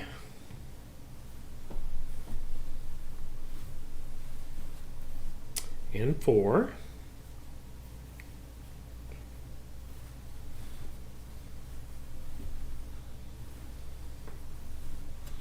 Okay, and then that was group 3. Here is block number 4.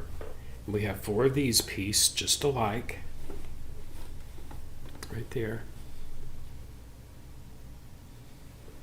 1, 2, 3,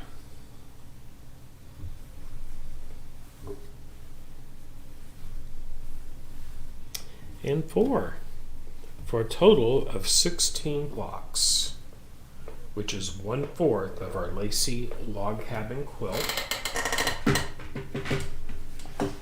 Check it out. 1, 2, 3, 4. We've got all of those done. We still have 12 more groups of 4 blocks to piece. Pretty cool though, right? Then on page 66, it shows a suggested quilt assembly diagram. The next quilt we do after this, which will be a couple weeks, I've decided to do this one. This is page 58. It's called Blue and White by Kaffe, certain fabric. And what his inspiration for this were like the beach umbrellas along the Mediterranean over there in Italy. Let's see, where's that picture in the book here? There we go. There's his inspiration for the color choices in that one. You can see that's like a table cover. And look at the blue and white beach umbrellas over there. But that was the... So I will be doing one in blue and cream, which is what the book recommends. I don't know which fabric I'm going to use yet. We'll see. But this is at least 2 weeks away. This is 2 if not 3 weeks away for that one. Okay. But the blue and white quilt is on page 58 in the book if you want to read that and start thinking about it if you want to join along. But there's our first 16 blocks out of 64 for our Lacey Log Cabin Quilt. I want to thank everybody for tuning in. Let me check the chat window here.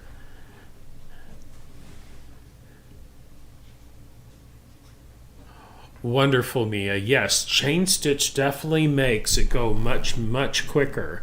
If you piece these one at a time, trust me, it seems like it will take forever to get it done. But by doing just some simple chain piecing, you can really get it done quite quickly because there's a lot of seams in just one of these blocks. I mean, check it out. Look at all the seams in it. Tons of seams. They sure are pretty, though. Okay. Tomorrow at 12 o'clock Central Standard Time, noon tomorrow, we'll be back on for part 2 of this, and we're going to work on some more quilt blocks tomorrow. Okay.